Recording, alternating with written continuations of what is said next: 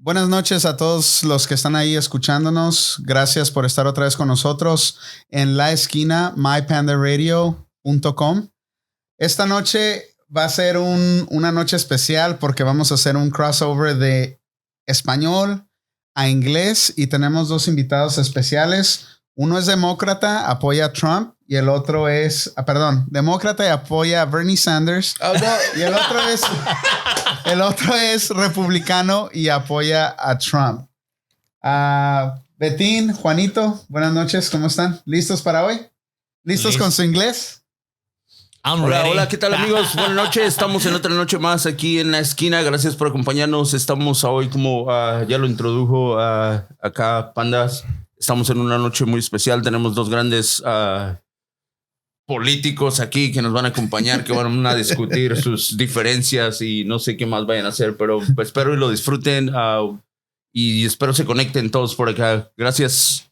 Ok, buenas noches a todos. Otra vez aquí estamos dando lata. Estamos en mypandaradio.com y esperemos que nos escuchen. Hoy va a estar un debate aquí muy divertido. Vamos a tener aquí una gente que le va a Trump, que nos quiere sacar del país. Y tenemos al otro que nos apoya. Por favor, manténganse en línea y pongan sus comentarios. Aquí saquen su Google Translator porque esto casi va a ser en inglés. Kyle, good evening. How are you? What's up, guys? And you are a Trump supporter, right? For argument's sake, I would say that, but I'm a Canadian, so I don't have a dog in the fight. Wait. Hold on. I'm going to ask you the question in a minute, but you're a Trump supporter, right? Hold on. Let me answer the way I want to answer it. So, but let me ask the question. Hold on. Everybody wants to know, and everybody wants to hear you saying, or everybody want to know, the people that's listening to us and watching us. It's like every time you hear Trump supporter, that means racism. Are you a racist dude? Little. But so are you. So is every race. So, no more than the next guy. Got it. And so I just want to say I have a company where all my employees are Mexican and I'm the only white guy. So it'd be pretty hard to be racist, but some people can hide it, but I'm definitely not that guy. I'm pretty good dude. And I know you and I know you're not, but everybody wants to know if you hear Trump, that means something in there. But who would admit to being a racist? Nobody. Right? Only Craig. That's like kind of being, that's like admitting to being a pedophile. Like you're gonna hide that if you are. On the Democrat side, we have Craig Stone. Mm-hmm. Welcome, Craig. Thanks for coming to the show. Bingo snowshoes. Snowshoes. Buenas noches, Craig. I hablamos poquito español. Okay. There you go. So, welcome, guys. I'm glad to have you guys here. Hopefully, we can have a conversation. We're not gonna focus on politics all the time, but we can talk about anything you guys want to talk. Okay? The politics can touch on all kinds of issues, including racism. Okay. And civil discourse of all kinds. So you'll vote for Bernie? No. I like Bernie, but no, I don't think any of the candidates so far really stuck out as having enough charisma to beat Trump. Because it's like a personality and their good intentions are all really good, but it takes most leaders have to have a certain amount of charisma or to be able to get elected and a likability. Just like Ronald Reagan. He was a horse's ass, but he actually turned out to be a good president. But he was also very, appealing. He's like everybody's grandpa. I don't know. Trump's like everybody's, fucked up uncle they want to party with. Is that true? Is that true, Kyle? No, that's not my take. But ideally, if Bernie could get elected and he could do what he talks about, I think that all the things he wants to do are good things. But I think everything he's saying it's almost impossible to accomplish. Well, it's impossible to accomplish because, fortunately, the way our government works, the president's really can't ever really accomplish much at all. They didn't want him to be going in there and changing everything very easily. So it really takes a consensus. So he could get in there and just like Trump, all the things, like his wall he wanted to build. They'll talk all kinds of stuff, but they hardly ever get to do what they tell you they're going to be able to do. But he's done a lot of stuff. Is that right, Kyle? I think he's doing a great job. Yeah, well, I think he inherited a good Tell us a little bit more why you think he's doing a great job. I think culturally, and this is why. So I just want to preface this with being from Canada, you don't have many idols. And growing up as a kid who wanted to be rich and start a business, for whatever reason, Trump was like an idol to me. So I grew up with I wanted to be like that. You work hard, and there was no talk of race. I didn't even know what a racist was. It's Canada. Everybody's white. There's no one hates anybody. Canadians are good people. And he was just a really good role model for me personally. And I didn't even know what he did. I just knew that this guy, his word was good. He worked hard and he invested. So I liked that. And when I came to the States, he had a TV show that was promoting that. And whether it's all an act, I don't know. I'm a dumb guy. But I buy into what he's selling, and that is what he's selling. It's a culture. This is what America is. You work hard. We beat everybody, and we get rich. So what I mean is that's what I want. Is what it say? That's what everybody wants. That's what I want. So what do you mean? Well, the thing is okay. You like the way Trump thinks, the way he moves, his ideas, the way he's moving the country. I'm saying that he's selling something that's an easy sell for me. So it's he's a marketer, he's a salesman, and what he's really selling, I'm just a natural buyer of that. He's a salesperson. Yes. One thing is clear in here that Trump, it's for business, for the economy, for the USA economy, it's pretty clear. He's the best. He grew up being thinking like a businessman and everything. Cool. Yeah. But this is the other thing about it.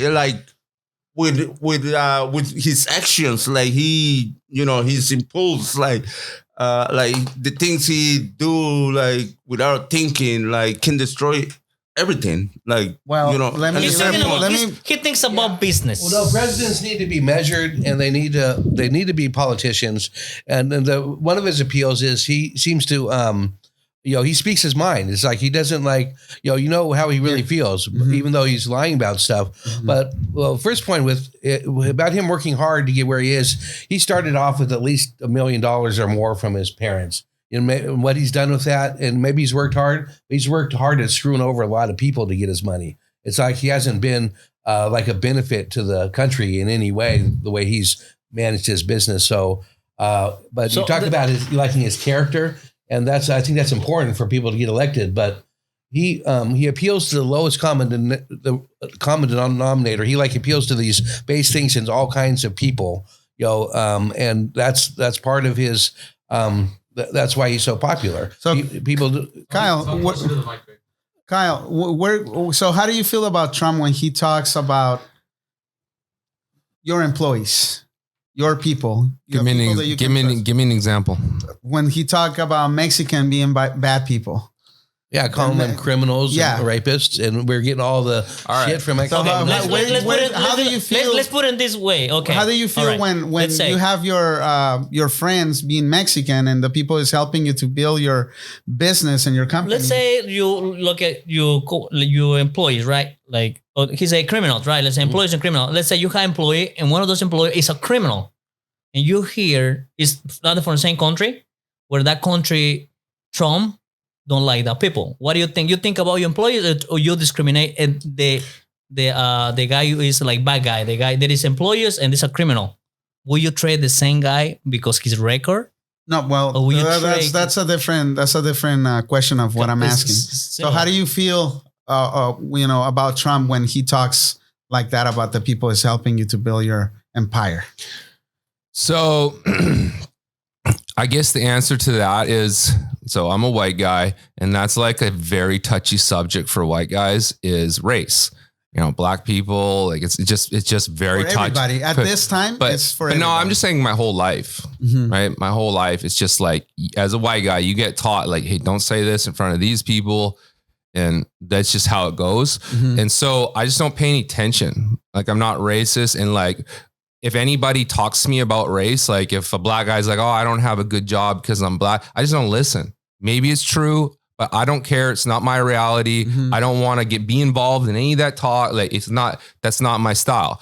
But saying that, I did change my mind, and this is because of you, Manuel. I don't have a lot of friends. My circle's very tight and very picky who I let around myself and especially listen to, open my mind up. And so when the whole Trump thing was going, I was starting a business, and Manuel and me, we were just meeting each other, and he's like, that guy's a racist. And I'm like, dude, do you really think that? Like the dude had 10,000 employees. You think they're all white employees? He's in construction. I'm in construction. You can't be racist in construction. It just doesn't work like that. But he don't deal with people directly. No, he does. If you have 10,000 employees, you will never be able to. No, but this is a guy that the people in his inner circle said this is the greatest person on earth. I never been treated disrespect. You can't find one ex-worker. You can find people who did business deals with them. He's a crook and all that. But I'm talking workers, guys that work for him a lot, women, blacks, Mexican, all of them. Never say one bad thing. Good dude. Just good things. So I just don't think that I like talking about racism because it's an argument where it's like, I get it. It's very sensitive subject for you. But for me, it's not. Like, I don't feel anything. And I know if you're Mexican and somebody says, go back to Mexico or some stupid shit like that, you get fired up. There's literally nothing you can say to me to fire me up. You white cracker, go back to it. Like, You can, like, I'm not triggered. Like, I have you can't get but you can't get. But I know that's something for. I know, but I know that's a thing, and I definitely know that you're not crazy. You're a smart dude, and it's triggered you. So he's doing something to people they don't like, and it's causing major repercussion. But it doesn't change my opinion. It changes your opinion, and I get it. He said something that's like, hey, too far, bro. Now, no, you know what? Fuck you. I actually liked you before, but now fuck you and fuck all you that are, and I get it. Like, that's just how guys are built. It's just, he's not triggering me. Like, and that's just kind of how I live my life. It's like, any of that racist talk, block it out. Well, so you don't focus on the racist part of Trump. Yeah, because there's no racist in my game and business. Because it's green. Can you make money? Yes or no? There's no. You can make money. Let's roll. If not, get out, dopey. Or I'm going to say something bad about you, but it has nothing to do about your race. You're too dumb. Like, got it. So it's just more Craig, like that. Go ahead, Craig. Well, no. Well, there's nothing's going to trigger you because you've never had there's no disparaging word for white people that triggers us. So you haven't had to deal with that. You've always been part of the privileged majority, and you don't have to worry about that. But I agree with you. It's like there's way oversensitivity about it. And the truth is, you're saying you hate to admit you're racist. You're right. I'm not saying Manuel's not oversensitive. We're all racist. I'm just saying that he's reacting a certain way. He's not crazy. I know him. He's not crazy. No, but it's not, so if he's saying this guy's out of line, maybe I got to be like, man, this guy's out of line. I'm just not seeing it. I'm not seeing how he's disrespecting you guys. Beyond the what he started it when he started running for president. It was a negative effect on the whole freaking country because racist people hiding, start coming out. And, people, Mexican, black, right now, the race issue is very sensitive, more than in the 90s. Not to cut you off, but in California here, have you seen one racist person come out of have you seen one? Yes. My customers. There's on the news all the time. We have him here. Yeah. Yeah. My customers. Not necessarily. And he's on your side on that, but it's something triggering there. It's like they feel the right to come out. This is what I see in California. If you're a racist and you are going to get your ass beat. People aren't going to put up with it. Okay, high school. If you're a racist in high school, bro, you're getting your ass beat, right? It's not like it's going to fly. But we're not talking about high schoolers. We're talking about the culture here is to weed out daily life. You're talking blatant racism. No, but I'm saying the society is not okay. I want to tell you why. There's been on the news many cases of people being aggressive towards Mexican, mainly Hispanic. But I'm saying the people are going boo. They're not going get them. They're going that's not okay. Because mainly the Hispanic people is not aggressive, or if they get triggered, they get offended, we're sensitive, but we don't go nuts because we're smart. You know, sometimes it's better, like you said, just block it off and just keep moving. But there's many cases here in California, all across the state, on the news. You know, somebody, hey, you need to speak Spanish now. This is America. You know, that kind of stuff. No, I agree. I just want to block it out. Like, I want to pretend that doesn't exist. But you're right. I see it. Yeah. Okay, but I'm saying, if you see it happening, I'm calling it out. Well, how's that? I'm calling it out. That's just the way. If I saw a dude do that, I'm like, nah. Well, do you support Trump still? I mean, I know you like him, and but you because nobody's speaking. But I think the question is, do I think he's good for America? The thing is, maybe he said, I support him, but maybe I don't with like the any way person in power, you're not gonna like him 100% for whatever he does. You know. I would say I like Craig. I'll support Craig for everything, but sometimes I don't like the way he thinks. They say 95% I like it, but the other 10% fuck you, Craig. I don't fucking like you. You know. No, but you got a point right there. I mean, but being racist is different to feel racist. I mean, like you say. I mean, if somebody trying to be racist to you, you just like. No, but honestly, if you were like say the most racist thing to me, what would you say? Well, I'm not. But seriously, what would you say? If you were a guy who hated white people and you're like, now's my chance, I'm going to say it to this guy. What would you say to me? Oh, you're racist. So that's you're a racist. Yeah. Okay.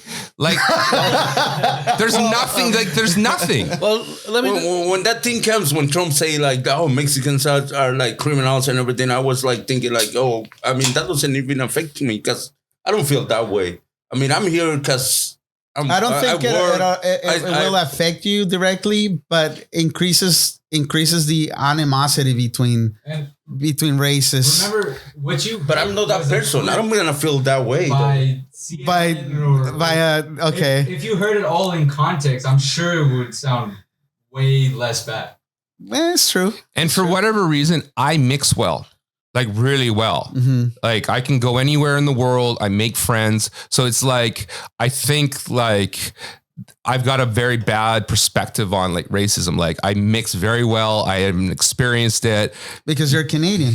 Maybe that's what it is. Like we mix well with people. Like there is no racism in Canada. Like of course there's probably some crazy people, but like growing up in high school, if you're racist, you're going to get beat up. Mm-hmm. Right. And if you get a job and you're racist, you're going to get fired. You go to university, like there's no room in the society to be racist. Yeah. And I kind of see it like that in the States, but America is so crazy. You're right. There's pockets of crazy here. Yeah. But I think the whole, if they see it, they try to weed it out. At least all the people I associate with, like my wife, my kids, if anybody sees any race, like bad, yeah, you know, they call it out. So I see. Well, that's part of the reason there's all the resentment in the country. In the white people in the middle of the country. Another thing, I have no resentment. I'm loving the country right now. Life is great. I'm living in California. There's a boom. My kid, there's steaks in the fridge. I got no resentment. I can't relate to this shit. Let me make my point. I'm praying. Like I'm not even. I'm praying every night to go to bed. Okay, hold on. Resentment is against the political correctness of people telling people how we need to treat other races. There's a big sensitivity to that. People are tired of being told how to treat, and that's what Trump appealed to because darn it, they're tired of all that. But let me just say that everybody is racist by our instinct and our natures. We've always, as tribes, we've always been suspicious of the other tribe that looks different on the other side, and like we need to be suspicious and not trust them until we understand or know them. So it's everybody's individual ability to get over that. Understand. Can I say one thing? In the Bible it says all men are created equal, but science has proven that's not the truth. So don't lump all men together. Understand this. Understand this. No, understand. Let me finish. There are smart people, the haves, and then there's dumb people, the have-nots. The smart people, you will never meet a smart person that's a racist. The have-nots, the dumb guys, you're right. There's lots of racists. But as a rule, the smart dudes, I've never met an intelligent human being that is racist ever. That is so far off. It's so not true. That's just my what take. About Hitler? What part did you? No, he's not talking about eugenics. He's talking about in general. There's just First of all, it's called talent. You're never going to be able to do what Justin Bieber does. Justin Bieber got a talent. He has something. We don't have talent. So we got to figure out other ways to get the money. But the haves and the have-nots, like it's a real thing. And the Justin Biebers of the world, never going to be racist. The talented, gifted, smart people. Yeah. Well, that's getting into the 1% of the country that controls all the money and how much they don't want to have to. Yeah, that's all that matters. That's all that matters. Mm-hmm. That's all that matters. Who's in control? The guys in control ain't racist. I just think it like that. I don't. First of all, I don't call people dumb. I don't like to call people stupid. Exactly. We're all equal. We're all equal. Everyone's the same. Hey, shut up a second, pal. No, people. I think people do the best they can with what they have. It's just like, so a lot of things that people do, you can't blame them. Call them stupid. Some of it, there's a lot of ignorance out there, but there's so how we should call people like that? Maybe less fortunate. I understand where you're coming from by not calling people stupid or dumb, but it should be another way. But I'm calling myself stupid. So like, if I'm calling myself like, I don't have shit, so I'm stupid. There's guys with billions of dollars. The reason they have that money and I don't is because they're really, really smart. But that's the reality. It's like, just call shit out. Call it is what it is. I think. Well. I don't agree with you. Dumb guys are racist. They don't have any money. Don't call them dumb. Right. Hey, you can be smart, but you can be broke as fuck. No, but I'm saying like an idiot, a racist is an idiot. You're saying you're a better person. Don't call the racist an idiot. You're saying you're a better person. Yes, I'm better than a racist. That's what I'm saying. No, you're better than a stupid person. Yes, that's what I'm saying. Because you're better at accumulating money. That's how you determine. That's definitely a scoreboard. But that's not 100% true. That's a scoreboard. Because smart people, maybe not to make money, but they're smart people. They're not good at making money or saving money. I'm not going to argue that. I'm just going to say there is a bunch of people with a lot of money. They're not smart and they lose everything. And you're right. I know jackasses. They have a lot of money because they got lucky. You're right.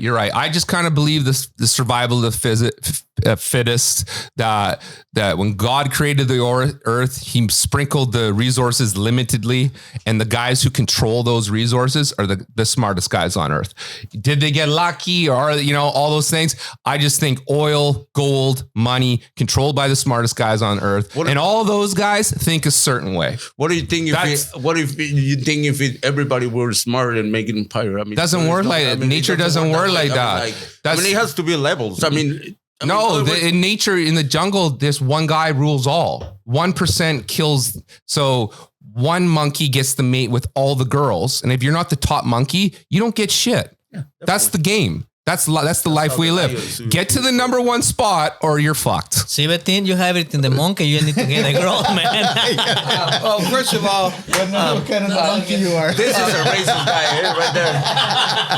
Just because he looks like Justin Bieber. He thinks first of all, we're not monkeys. We're all apes. Monkeys have tails, and we're all apes. We're very close to the race. I don't know why you have to bring. Are you talking about a Christian God? I don't want to go to the religion thing, but. Hey, God made the earth. God made the earth and resources are limited. But guess what? Men control them. And the men that do, those are called alpha males. Those are the kings. There is the planet, do whatever you want to do. So you consider yourself an alpha male?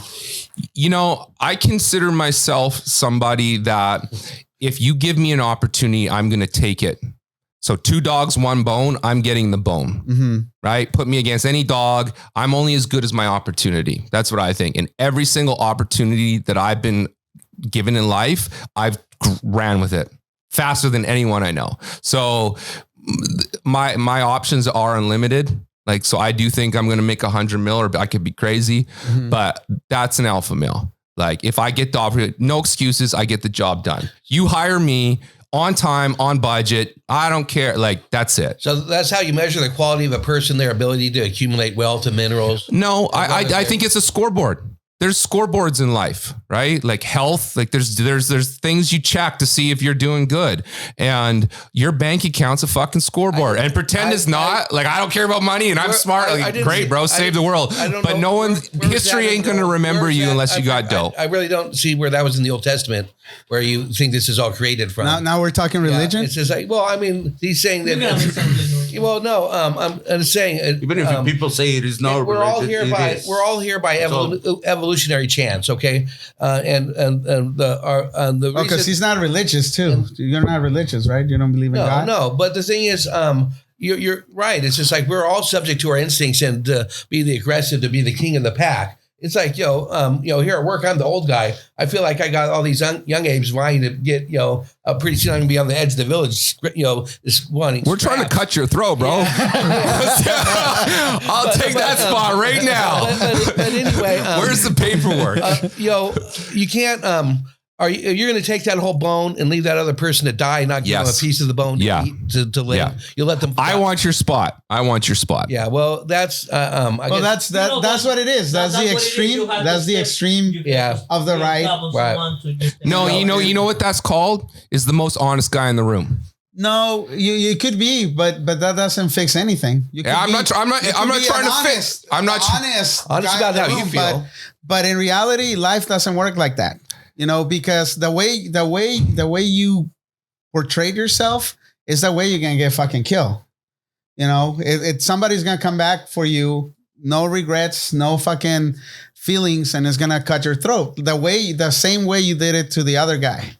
I don't think in my point of view, I see the way making money and be successful in life, but I don't think that's the approach. Well, maybe you think that I don't think that makes me weak. No, it does. Maybe you think that because you never got your throat cut. Mm-hmm. I have many times. Okay, well then you would know if you get your throat cut, you come back stronger. You're gonna learn something. But that doesn't change my. So if I get in a fight and the guy beats me, I learn more from that than the win. Life is different than just a fight. I don't know if you fight. Not for me. Not for me. Fight in real life, if you fight. Yeah, lots of fights. Into a fight. Lots of fights. And have you got being beat up by somebody? Yeah. Okay, so if you're a fighter, you don't have that mentality. What mentality? That mentality that you have, the cut the throat and fucking.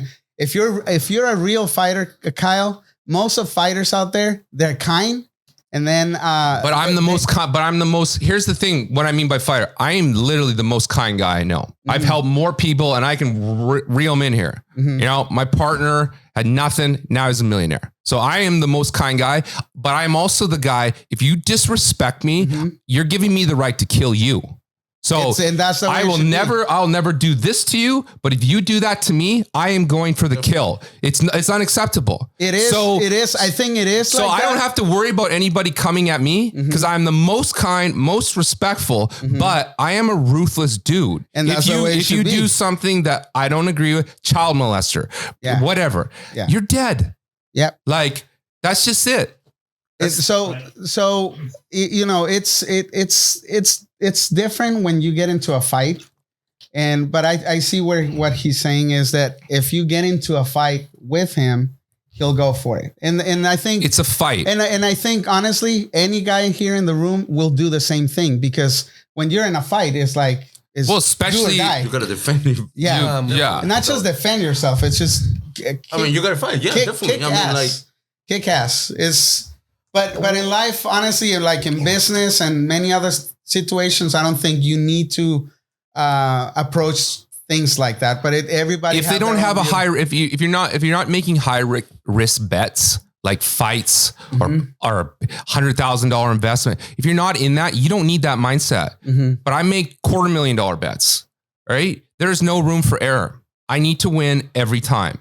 So you want to be at that level? That's the mindset of all the guys that I met. I work with guys that made $100 million. That's how they think. It's no room for what if I don't get the bone? That's my bone. No, if I don't get the bone, that's different. What? Okay, so I mean, like every time, like if you invest in like $500 and you're trying to get like $1,000, that means you're always trying to say, I gotta get this money. I gotta get this money. I don't wanna. I'm never gonna get less. You gotta have that mentality. So always your mentality is like hard to win most of the time. not to be the win. No, I'm saying we got to get something from whatever you're doing. No, if I lose 500, I'll invest 500 up to 10,000. I'm saying on the real bets, like a real street fight. Mm-hmm. Yeah. I have to make a decision where this guy is disrespecting it's happened a lot of times. You're young. This guy's disrespecting my girl. I got to let him know. If he does that again, I'm going to punch him. And there's no do it again. If they do that, just do it right now. Not for me. Not for. And this is how you know I am. I'm going to tell you. Let me tell you a story. Let me tell you a story real quick. When I was growing up, you know, I was one of those guys like a gentleman. You want to fight me? Yeah, let's do it. You know, we fight. He fell on the ground. Get up. Let's do it again. Boom, boom. He falls again. Get up. But after one time, they fucking beat me up, 11 fucking guys. And I couldn't defend myself. They kicked my ass out of fucking nowhere. After that, I was exactly the way you're saying. You know, as soon as you go crazy, like a little fucking look, boom, before you fucking can react. And that was me. That changed me. That fight changed me.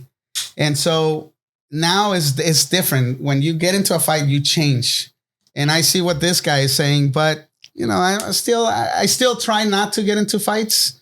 I just it's like you're thinking twice. You know, you give like, but but when we get to a situation where somebody touch you, it's done. It's no warning. It's like not saying like, oh, don't do it again because I'll kick your ass. Yeah. Well, I guess that's something we have to live with because we're still all very primitive, I guess, because I've rarely been in any kind of fight. You know, when I was younger, I used to always talk my way out of it, and I would, you know, just cool things off, and I think that's, you know, and I think that's a better, more civilized way to be. Of course, you want to stand up for yourself and protect people around you, but to and I don't know, to equate business with violence like that. I guess I guess there's some comparison then, but obviously you're an excellent capitalist, and I have no qualms against that at all. I just think you still have to consider the rest of society, and the government still has a role, because people left to themselves and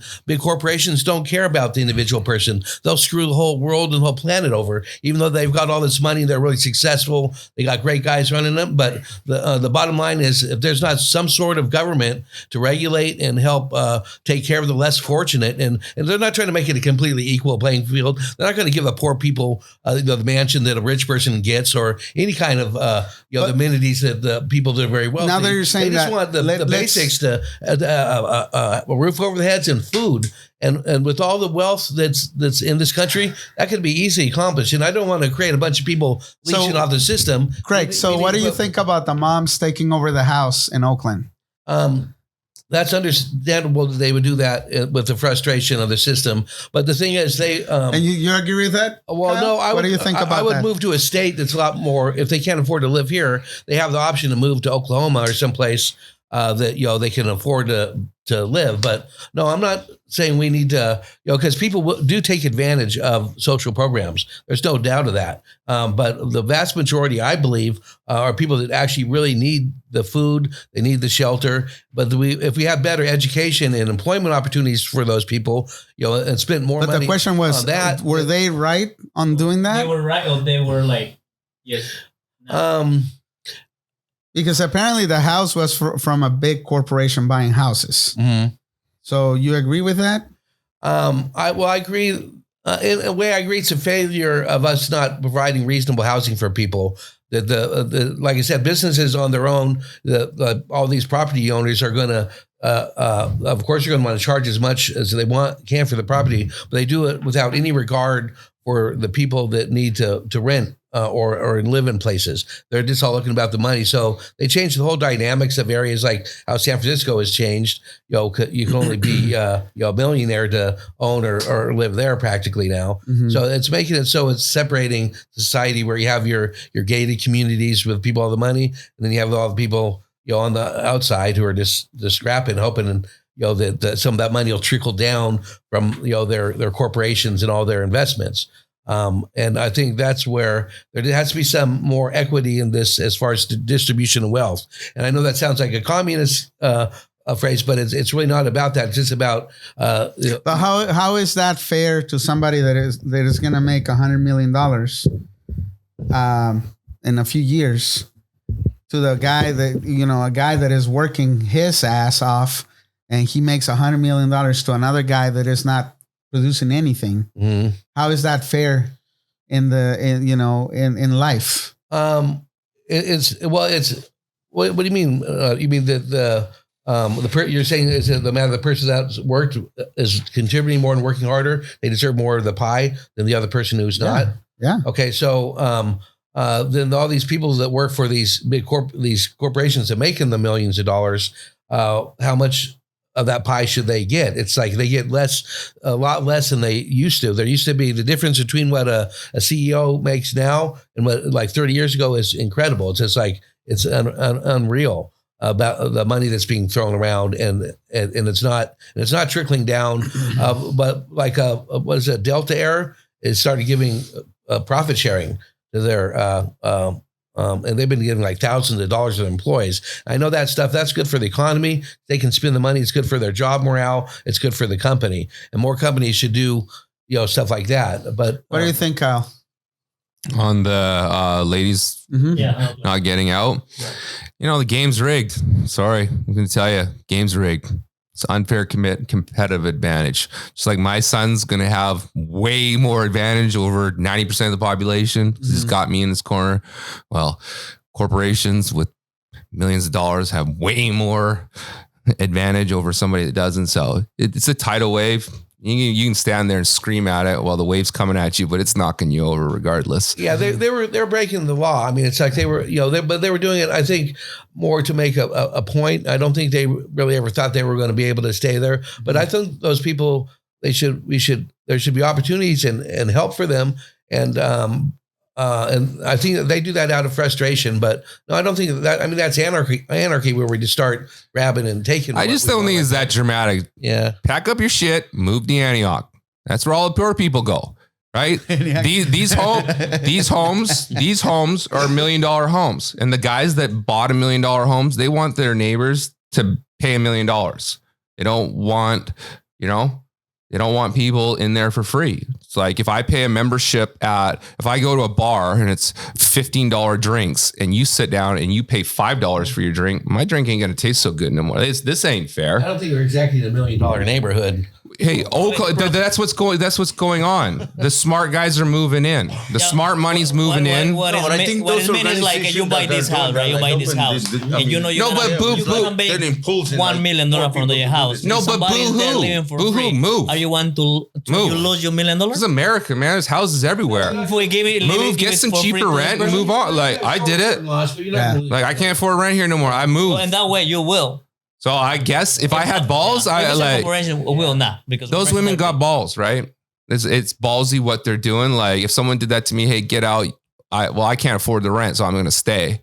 This is a ballsy move. Like good on you, but I just don't think it works like that, right? I just think eventually they're going to lose.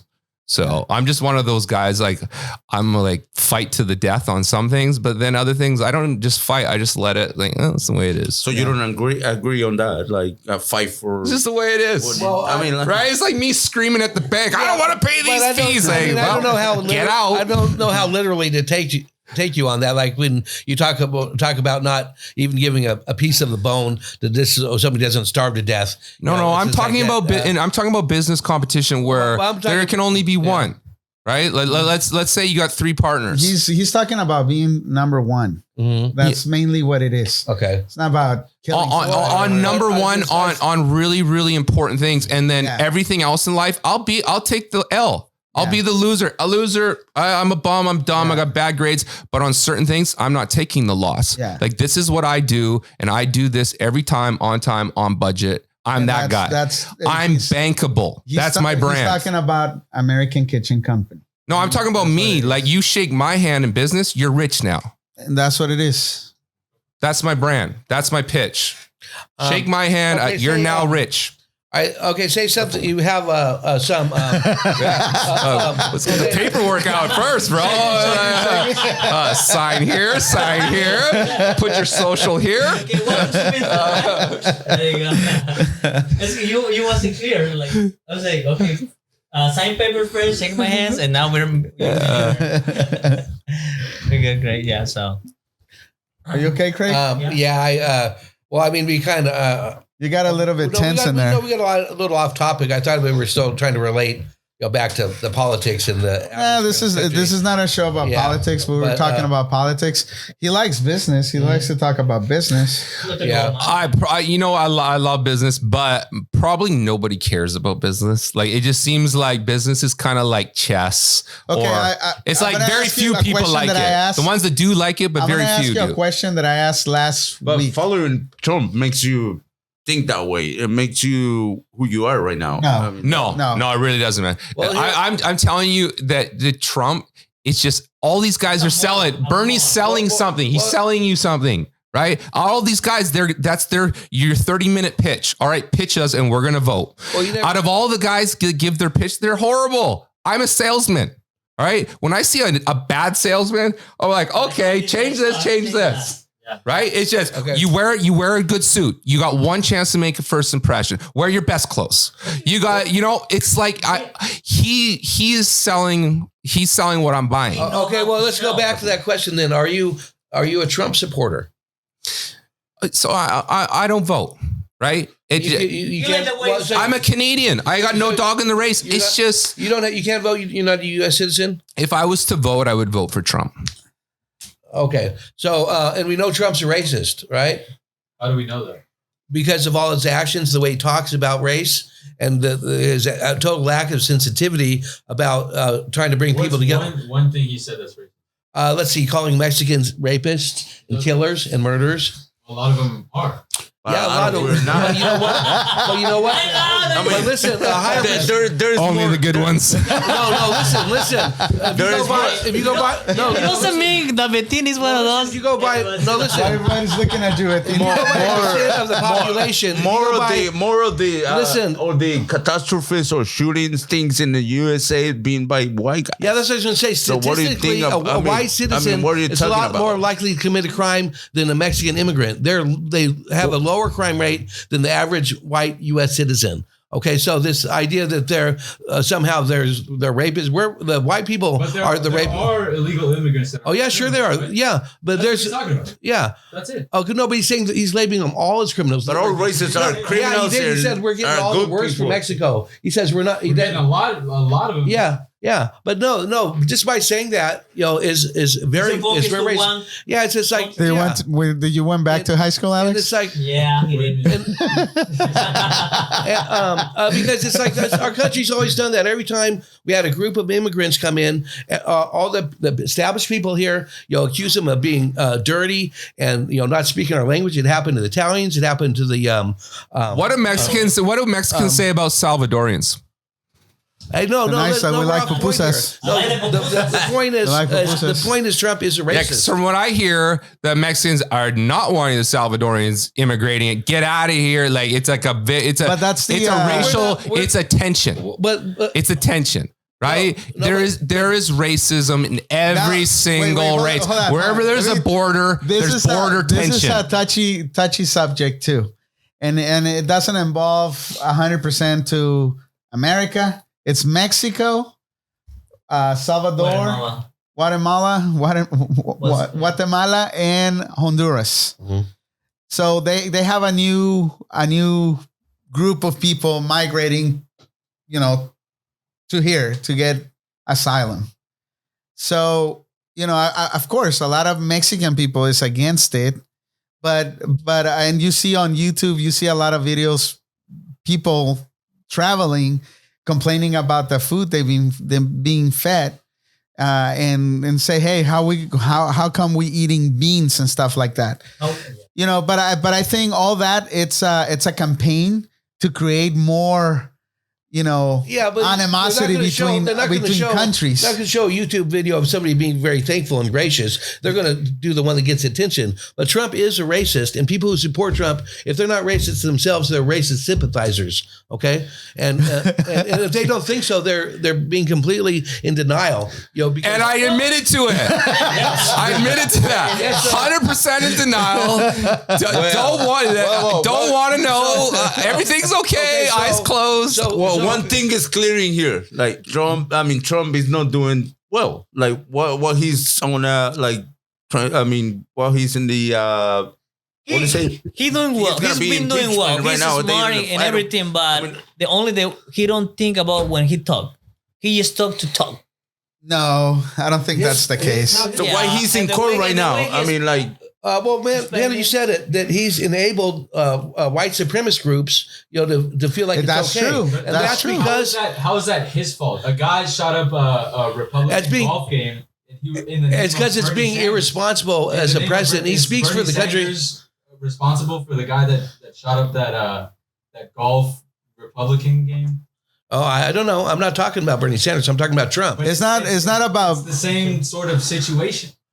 How is Trump responsible for that? Because of all the words he says, the things he says about race. Is Bernie Sanders, because of the words that he said? If we're gonna measure them by the same law, yeah. Bernie Sanders could because if you're it's like saying video games incite violence. No, if you're a public feature, if you're a president, especially as a president of America, the United States of America, you should be more measure of what you game say. change. Hey, it's called game changer. He's changing the game. You go out and make it. He's changing the game. Is, and for real, he's changing the game. There will never be another president like Obama. The next president is going to be a celebrity. Trump has changed the game. It's celebrity presidents now. You can say whatever, but it's more like, can you sell it? If you don't, it's going to be The Rock up there or Kanye West. It doesn't make it right. Seriously, if Kanye ran, I'd vote. They get dope music. Well, I think can you sell? This is what this is about. Can you sell? Voting. It's a popularity contest. Say it, Craig. You're just kind of slushing over everything and just using that to say, oh, that doesn't matter. Is it not a popular? No, let's break it down. Is this not a popularity contest? Right? Okay. Yeah. Then it comes about who's the better salesman. Wait. He didn't win the popular vote. Okay, but he won. And Hitler was very popular too. Hitler was great for the economy, but he was obviously a racist. And Trump, if you don't think he's encouraged racist or the white supremacist groups, and to me that makes him racist, and to support him, you're a racist sympathizer. And that's I think that's the bottom line. You're encouraging that kind of behavior, and you're encouraging hatred against people of different race, different sexuality. You're creating a exclusive society that you can't. When we have so many types of people in this country, we have to learn to live together and accept each other. We are. It's great. Life's great. No. Life's great, man. Everywhere I go, everyone's smiling. Kids I just don't live in that world. Yeah. Like maybe it's because I'm a tall white guy and life's good. But when I go to the mall, families are happy. When I go to restaurants, they're full. You go to movie theater, people are laughing. Where is all this animosity? Like life's great, man. Especially in Cali, the girls are beautiful. Yeah. There's jobs everywhere. Hey, I don't see it. Am I doing this in life? Fine, whatever. At least I'm happy. Yeah, you're not a targeted group. You're in the exclusive. No, I'm a happy guy. I'm just a guy trying to be happy. I bet you there's a lot of unhappy immigrants when Trump is talking about all those imminent. They got to figure it out. Then, if you're unhappy, figure it out. Okay, that's two white guys. Two white guys are talking, but let's ask one of the dudes here. Have you ever been discriminated, Juan? To be honest, no. You? Never. Yeah, no. I never felt that way. No. Also, I've been so lucky I never had the opportunity. I would never get to okay, all right. Not even a little bit. Not even. No. Yeah, okay. Thank you to all my jobs is like they've been training me like really good. However, I don't know because you think you're in California. In California, you think if you live in California, you think it's like California is one of the states who support more the immigrants, and they think there is no racist people here, right? That's an important point. If you're going, where I feel like really, really uncomfortable. Even they didn't say I didn't feel discriminated. I didn't feel like be on the side, but it's feeling comfortable to be is when I was in Utah. Salt Lake City. Oh my God. I even feel discriminated. In Utah, a bunch of weirdos, man. Let me just say this, okay? That's true. In this state, this is a pretty cool state. Yeah, right. Don't group us into Utah's weirdos. People are happy here generally, but the problem is it's not really the Trump's effect on our state. It's effect on the low population center of the who cares about those places, man? Cali and New York. This country's run off Cali and New York. That's where all the money is. Both Cali and New York, they're not racist, man. Because all those. Cali and New York dictates the culture, the music, the style. Listen, it's Cali, New York. Hey, shut up for a second. Let me finish my point. So California is cool, but a lot of these other states they all have 2 senators, no matter what the population of the state is. So all these these central states that tend to be a lot more conservative still have 2 senators. So that's why listen, we got Mexican listeners. If you're in Mexico listening, come to California, bro. There's there's opportunity. Yeah. It's dope. Yeah. Don't go to Utah. Come to California. Don't listen to Craig. Come straight to California. We'll hook you up with a job. I'll hire you right now. So there's more work. The problem isn't really here. California is we've been pretty independent of the Washington. But it's the effect he has on all these other states and the control he has. I'm not talking about states. I'm talking about the world. We dictate culture. This is the spot to be. The music's great. The food's great. The people's great. It's a good cultural mix. We got the baddest chicks. Better than New York. Better than New York, man. If you can make it here, you can make it anywhere. I've lived all around the world. I've run businesses. This is the most competitive, most diverse place on earth, and it's the greatest. But so if you're an immigrant listening, if you're an immigrant listening, don't listen to anything negative these guys are saying. Get over here. If you can figure it out and get here, it is all good, bro. It's all good. Okay, here's a question. But if you're from last week, lazy and you think it's going to be a free ride, last week. He's gonna ask you okay. Here's a question from last week. I mean, you're Canadian and you're an immigrant, and you did well. I mean, you got your company growing up and everything. Came here with nothing. You're gonna ask a question? No, go ahead. Go ahead, ask the question. Yeah. No, you go ahead. The question from last week. Do it. What's it? Oh my God. Oh my God, what will you tell an immigrant, a fresh immigrant? Great question. Yes, move here. Great question. Do it. Great question. I want to reverse engineer the question. What if I was 16 years old and went to Mexico? I'm 41 years old, man. What would my advice be to a 16-year-old boy? Mm-hmm. You go find the busy place in town. So probably Mexico City, one of the most densely populated places on earth. A lot of money's going back and forth between hands. And you just sit there and you just look at people, right? And you just find the guy, the man, the alpha male. And you just go up to that guy and go, I'll do whatever. I'll work for free. I want to work for you. Because there's a pecking order. It's not what you know. It's who you know. It's who you know in life. So you think you can be the smartest guy? It don't matter. You need to meet the guy. You need to work for the guy. You need to apprentice. And you got to learn the Mexican society, learn the language, learn the system, how everything operates. Get taught by a master. And you do that. And that's what I did in my life. I worked on a drill rig at 18 years old. And all I did is the biggest company in Canada was a mining company. I walked into the office. I'll do anything, any job. And that's what I did. And that's what the strategy would be, the youngest person. That's what I said last week. Learn English and learn the game, man. Learn something that you can do. Step up. Not just go and work. Panda's a master. He's a master businessman. Thank you, man. If you can survive in California in business, you are a master. I've lived in London. It's impossible. It's impossible to survive here being a business. It's impossible. I was watching the other day on YouTube. This guy is saying, "Oh, my mom is a businesswoman, but." He said like, my mom decided to move his business from California is because in California, you have to be really smart to have a business. Don't make a business in California if you're not smart enough. And the lady moved the business in this coast because she can't say, Craig, what will you say a new immigrant coming in here to California? What will you say a young manual, 20 years old, an advice? I'd say welcome to California. Good choice. This probably the best state to choose. Maybe New York or Florida or someplace like that. Because what Kyle's talking about, what he's experienced in California is true. It is pretty good here. And so I would but I wouldn't necessarily go try to find the the certain guy who's got all the money. I would just say work hard and do something you like to do and try to enjoy life, because there's more to life than just, making money. It's, the journey there. But if you don't have money at the end of the but you know what? How do you get that? No, but how do you get that good pussy? There's only listen, bro. There's only one way to get good pussy: money. And you think your good looks is gonna get you some good pussy? Fuck you, bro. I'll call you out every time. No one in this room has the looks to get good pussy. You got to make money, and that's what it's about. How are you gonna have fun if you don't have money?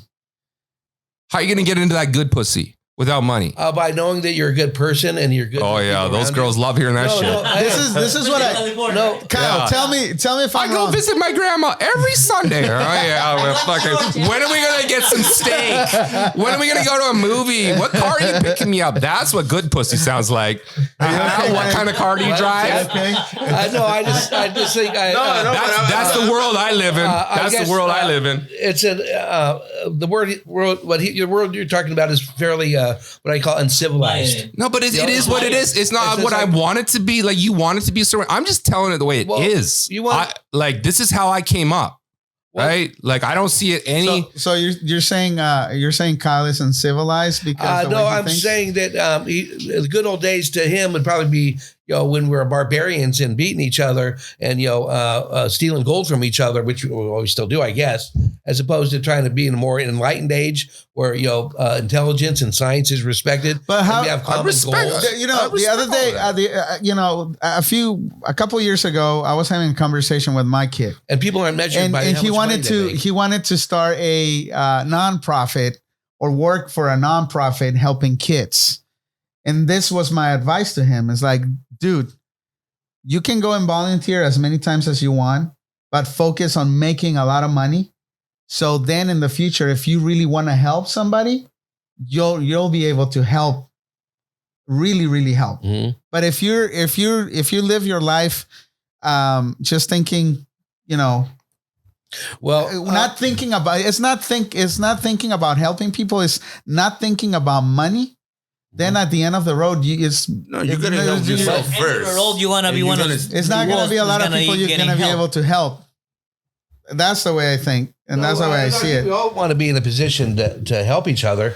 That makes sense, but I guess having all that money, it's like the more money you have, the more it owns you. It's like it becomes all important to you. And that's what your life becomes about, is getting money, keeping your money, making sure you don't let any of that money get the people that are, the slackers out there that just trying to get your money from you so they don't have to work hard. And it becomes, and a lot of people with a lot of money, they aren't necessarily the happiest people. And Kyle, you seem like a pretty happy guy. You got a great family. I don't have a lot. Like, here's the thing. I don't have a lot of money. So get that off it. Like he's in the race to get all that money. I'm in the game. Okay, so right. But if you live like that, if you keep on waiting, but are you happy now? I've never been to like.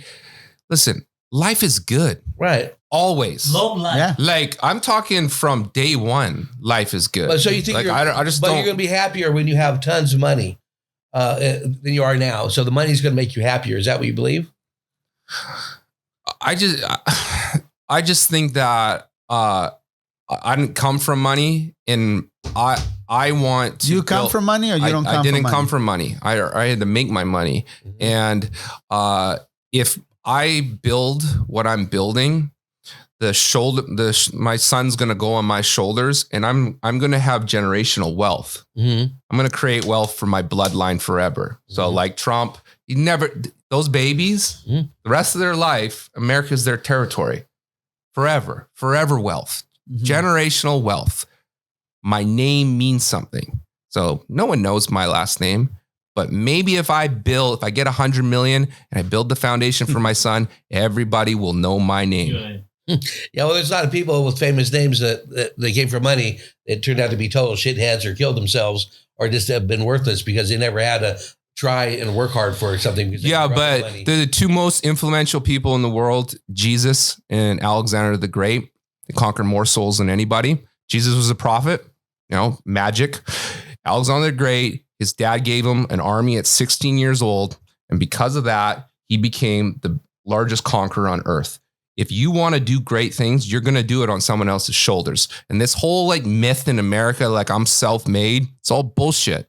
It's all bullshit. I don't believe it. I've never met one self-made person, period. So Panda gets rich, makes $100 million. It ain't going to be because of him. It's going to be because of the people who surrounds him with. No one's self-made. I just don't believe, like, I just don't see it like that. And so you're right. I know lots of rich kids that it doesn't work that way. Yeah, I know lots of rich kids that did it, but also the 1%, the Alexander the Greats, the real conquerors, they did it on someone's back, right? There's a bloodline. Mm-hmm. So that's how I see it. Well, Alexander the Great wasn't so great.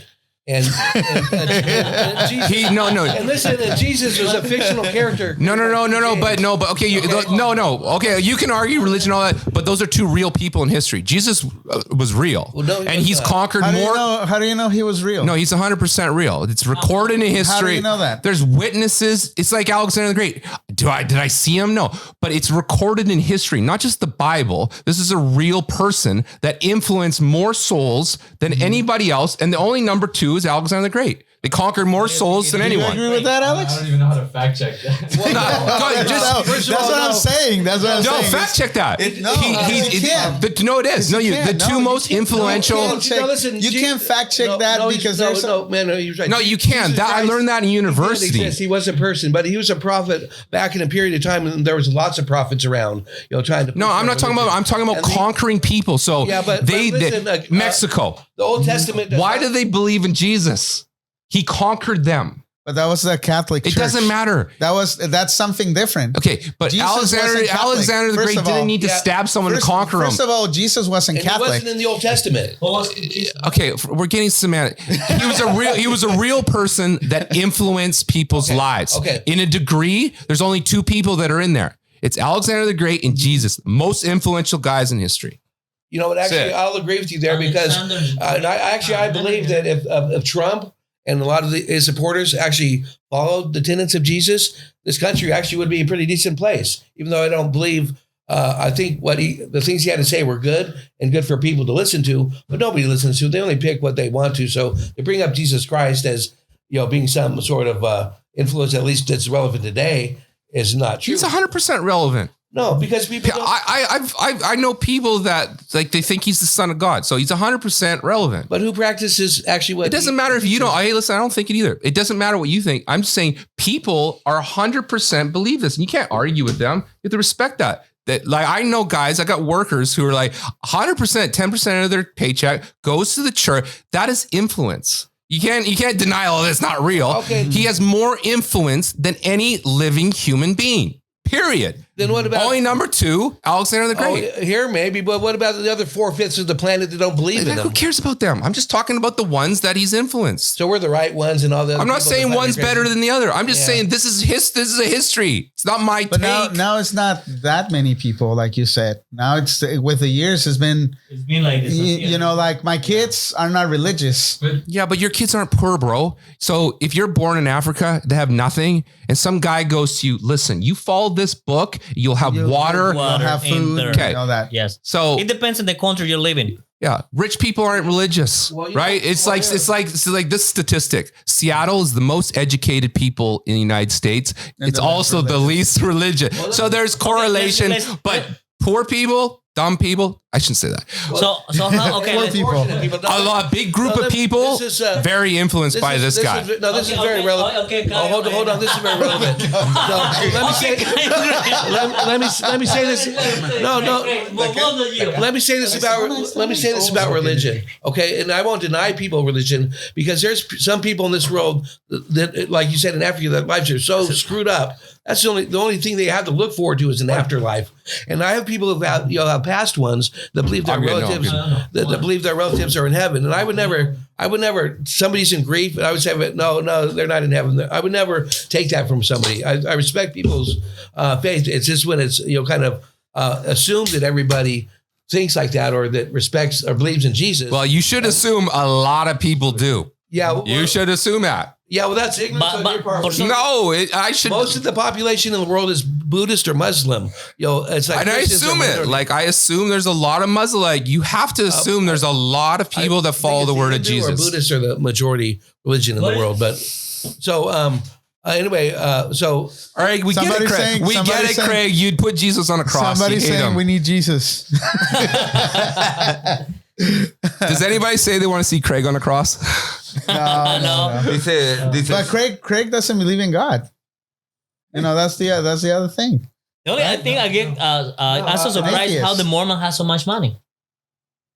You don't believe in Jesus? There's a lot of power. Not all. No, we're all. Huh? Wikipedia said that Christianity by the way, is the way people kill, the way people are Christian, religion. the way we grab, By far. his greed and wanting money and to be able to control, to be the master of the pack. What do you call it?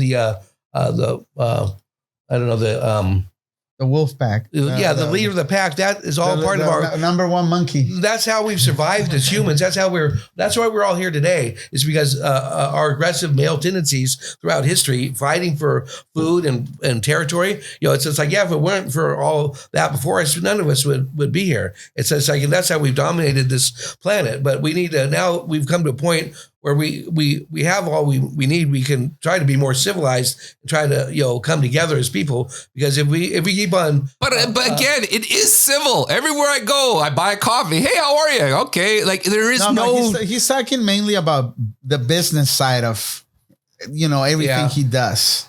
If I'm talking about my life, every day of my life, people are very civil. But because he's kind of focusing on the I won't give you a piece of meat if you're dying of hunger, but you're talking about that in the business, being like selfish, like I would kill you for that $10,000. I think that's what he's saying. I would take over for you. I'm pretty sure if you're dying of hunger and he has a piece of chicken, he'll give you a piece. Then hand over. If you don't want it, hand it over. Well, I guess I'm trying to think of a larger perspective in relation to say like they're gonna kill you. Yeah. Who's gonna kill you? Who's gonna kill him? This is Cesar Montero. Hey, listen, bro. That's what I was talking about. You talk shit on Jesus, there's hell to pay. You're going to hell.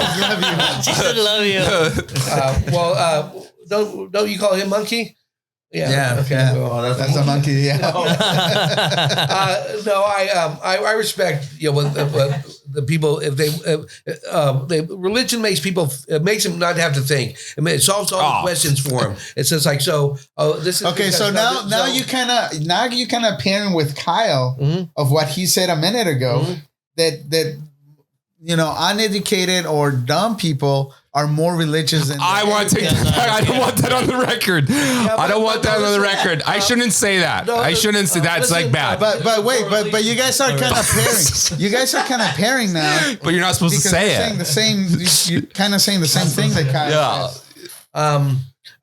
Well, I guess in a way, because a lot of people, they don't want to have to think about some things too hard, and it's simple. It's easier for them to have the Bible to guide them, because apparently people don't have the Bible, have no moral compass, which I think is wrong. I know the difference between wrong and right. I don't need the Bible to tell me that it's wrong to kill people, or it's wrong to steal, or to be cruel. It's just like that's maybe if you read the Bible, you wouldn't be smoking weed like a drug addict. I think you need to find Jesus, bro. Well, I think that's probably the closest. Jesus saves. Well, Jesus probably smokes. Maybe that's why he smokes, so he can find something. Because that's the devil's weed. Got your mind, Craig. Jesus smoked opium and he drank. Jesus Christ, this is really good. How do you know that? That's what they did. No, bro, he's a junkie. He wasn't a real person. He just wasn't the son of God. That's all. He was a person. He existed. Yes. But all the other shit was made up about him by King James and the revision of the Old Testament. Huh? I'm not religious. Yeah. So I want to say this. I want to say this, Craig. Maybe we'll agree. So you think there's something out there, but you don't. So he's saying that there is So you don't think that empirical scientific evidence leads you to think that there probably isn't a God, since there's like 200. Can you prove there's no God? Well, you can't prove the non-existence of something. You can't prove there is a God. You can't prove there isn't. Yeah, no, I can't. So I don't know. But the logic, if there's over 200 gods on the planet, different gods, one of them has to be right, or they're But maybe they're all wrong. I disagree. Or maybe they're all right. All right. Maybe they all take to the heavens. You're confusing God. You're confusing God and prophets, and this is what people do. So Muhammad was a prophet. Jesus was a prophet. Buddha was a prophet. So God is speaking through them. And I kind of feel like Tupac was a prophet. Like, no, for real. No, I want to say this. Was strong, dude. I want to say this. I want to say this for real. No, for real. Okay, some guys are just such great communicators, and when you ask them, where did you come up with that shit, bro? It just comes to me. You listen to like high level rappers that you listen to. Don't tell me you don't listen to rappers. They are influential people. Guys that like tell it the way it is. They influence our minds. They're kind of like that. That's the modern day. I'm sorry, Kyle, but Tupac wasn't at that level. Okay, whatever. Fine. What a bad example. But throughout history, there's been prophets. Every age has a prophet. It's not like there's just been Jesus. So in this age, who's a prophet? Who you tell me? So well, you're saying Tupac for you. I'm just saying guys that communicate so well that they can kind of put you in a trance. Hey, but you know what? Obama can be a prophet. Okay, but Obama was very popular. Okay, I'm just saying. You don't like I'm just saying. For me, when I was like a young mind, a 15-year-old boy, when I first heard a Tupac record, my brain was like, what the fuck's this guy talking about? Like, is this how it is?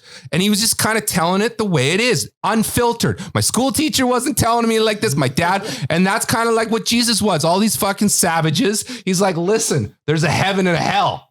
Oh, like he's painting a picture. He's painting a picture in a savage brain.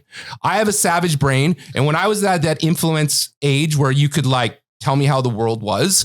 It was kind of like my idols were kind of like rappers. Like, this is how it is. Right. And it's like, okay, I still kind of believe some of that stuff that they said. So whether, I kind of like every generation has that. And for me, like those were the guys for me. And I think back in the day, the cavemen or whatever, some guy evolved to have these crazy stories, these visions. And that was a real thing. It's still going on to this day. There's just guys that have visions. Listen, you know what, you answer your question? Who's a prophet? Elon Musk. The guy who goes, you know what? It's all going to be computers. We're going to take tunnels under the ground. We're going to be going to Mars. That's a prophet because those things don't exist. Yeah. And he's claiming they will. But then the guys who make the Back to the Future movie, those can be prophets. That's what I mean. It's how it gets to you. Somebody in your life's going to tell you, you're going to see the world. What is going to happen after? Yeah, exactly. For black guys, it's probably Martin Luther King. It wasn't for me. Yeah. He wasn't speaking to me. I'm just saying the guys that have spoke to me are like, oh, that's a different way of looking at it. A lot of rappers for some reason. I don't know why, but not for me. No, not for me either. I think so. They had the people that they had the ability, the way to talk, the way to communicate, but it's nothing related with a prophet. No, it's not. It's the way, I think so, the way how everyone's had ability of put all the pieces, the words together. Right, it's like a thing. They hypnotize you. They got a gift. Okay. Let's say a gift on doing something, like he has a gift, I do a really good friend. He has a gift, I be a good ugly guy. Okay. He's got that gift of being like fine, like you had that gift as be a really, self person, You have the way to talk. Yeah, it's also you have that gift, but you don't have that prophet. I'm not. But I don't confuse a gift and a prophet. Like I think a talent and a prophet, they're separate. Like I do believe there's people that communicate with God. I believe there's a God. I believe He communicates it through us. And some people, they can just like talk and you're just like, how did you come out? Like it just came to me. A lot of smart people are like that, man. It just came to me. It's singers. How did you come up with that song? Like it never existed. The human brain is powerful, and it can create a lot more than you think. And the reason we have religion, let me finish that. No, was a way. No, listen, there was a way to explain things that we didn't understand. For example, the rainbow. the rainbow was some miracle of God until we understood through science. It's just sunlight being refracted through raindrops. The rain, yeah. It creates that. And there's all sorts of things that you can explain that before that was what religion's job was for, was explaining all these phenomena on earth that we couldn't understand and say, oh, it's the gods made of thunder, the gods made of earth. Man, we're hitting two topics. Yeah. And politics and religion. And religion we're right fucking now. savage right Yeah. now. Don't give me more of this shit. But he keeps saying, but you saw Jesus. But you guys kind of met in the middle. No, but that's the problem with this on country. this topic. People like Kyle think everybody believes in Jesus. No, I'm not saying that. I'm saying statistically, not my opinion, not your opinion. This is a statistic. Pull it up on Google right there. 2.4 billion people. The most 30% of the most influential man in history is Jesus Christ. Yes. You can't. Or it's not my opinion. Christians. You want to argue Google? That's not including Jewish people then? They're nobodies. Well, they're not Christians. No, they've got their own religion. Mm-hmm. Yeah, it says they're Christians. So I want to go back to what you said about the computer, man. Okay, that's roughly a quarter of the population then. No, but the brain, the computer. So that ties into the prophet. I do believe that the brain's the computer. Some people have the hard drive, and some people have the Wi-Fi. Some guys can connect to another level, and some guys are stuck in daily tasks. Yeah. And those guys that can connect, they are computers, but they have the modem. And then some guys, they just connect right to the top, the high speed. And those are the prophets. Those are the musicians. How did you create this? This talent was God gifted. It was given by God, and they're connected. I play all my own music. I'm not connected. I'm an old computer. I'm programmed a certain way, and that's it. I can play music for hours out of my head and come up with stuff, but I don't attribute it to God. I don't say that I necessarily understand. Yeah, but no one's buying your record, so you don't have a talent. You got a skill. No. But to have everyone go, I love your music. It changed my life. I was in a dark place. Now, I listen to it. I've had a lot of people say that. I have people that have my tapes. Oh my God. The guy thinks he's Elton John. No. Oh yeah. Well, I've had a lot of people say. No. There's a lot of. I'm not. A lot of fans. There's a lot of musicians. I don't think I'm like a famous musician, but I know when I play that I'm doing something that I don't understand that's coming to me. But not on the level of prophet. You're like the guy on the corner going, Jesus saved, Jesus saved. He's connected, but not like... You know why? Not directly. No, but you know why? Because I always never looked at it as a business or a money-making thing. But it's not up to you. If you were talented, all the women would follow you. If you have a talent, if you can just be like... Wait, how do you know when he's playing, he don't get women around?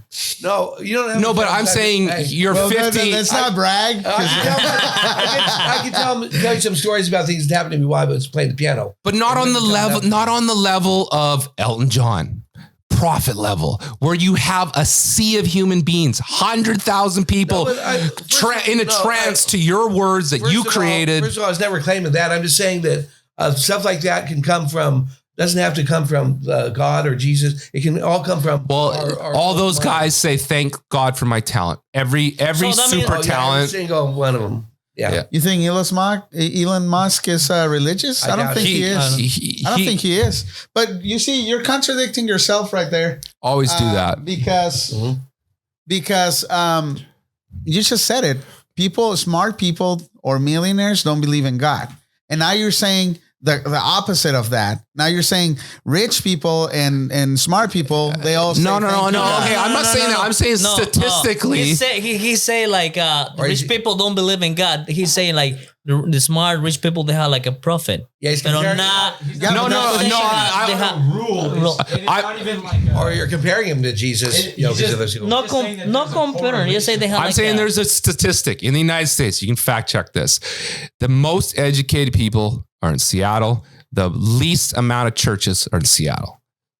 They're correlated. All right. I shouldn't say all the dumb people like Jesus and all the smart people hate him. Like, I shouldn't say that. That's just like guys talking.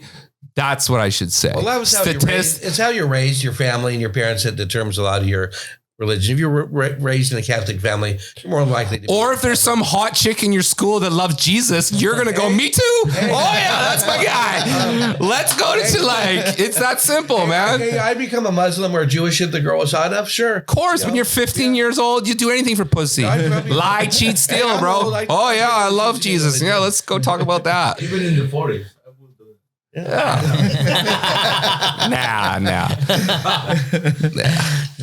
Don't put pussy on a pedestal. All right. Oh, Jesus Christ is. Yeah, you guys. Jesucristo. See, he knows. And people keep saying. Maybe he believe it, but he don't want to admit it. You guys need a translator, so pretty soon we're gonna get one. Yeah. There's not a lot I can do about the fact that pretty much 7/8 of the planet are delusional and believe in some sort of deity. And that's just something I have to live with, and I'm really a minority. In fact, you think about being a minority? So, Kyle, hold on. Okay. Kyle, you believe in ghosts? I could be sold, I guess. Okay, so I haven't seen one, but if a guy like you, a guy knows smart, is like, bro, I saw a ghost, I'd be like, really? Yeah. Like I would. But if a dumb guy's like, I saw a ghost, I'm like, no, you didn't, bro. That was a shadow. About the ghost, you think I'm delusional? Yeah, I think it's all in your head. You're creating things. Okay, I don't see it that way. Here's the problem: is everything we see. Everything is but then again, goes through our processing, our brain. We don't ever see what's really out there. We see how our eyes interpret stuff. Were you getting scared at night, or I'm not scared. Well, I couldn't go in my swimming pool after I saw Jaws. No, seriously. I went, especially at night. No, I have a rosary. Will you be here? No, listen, I have a rosary bead, those little cross in my car. They came with my car when I bought it, but I am enough. I play with superstition sometimes because I don't want to take that out of my car. I think it's been good luck. But I don't know why it's been good luck. I don't necessarily think it's because of God. You believe in good luck? Yeah, but it's just like I'll leave it there. Maybe that's important to some person, and it's not bothering me. I'll just leave it there.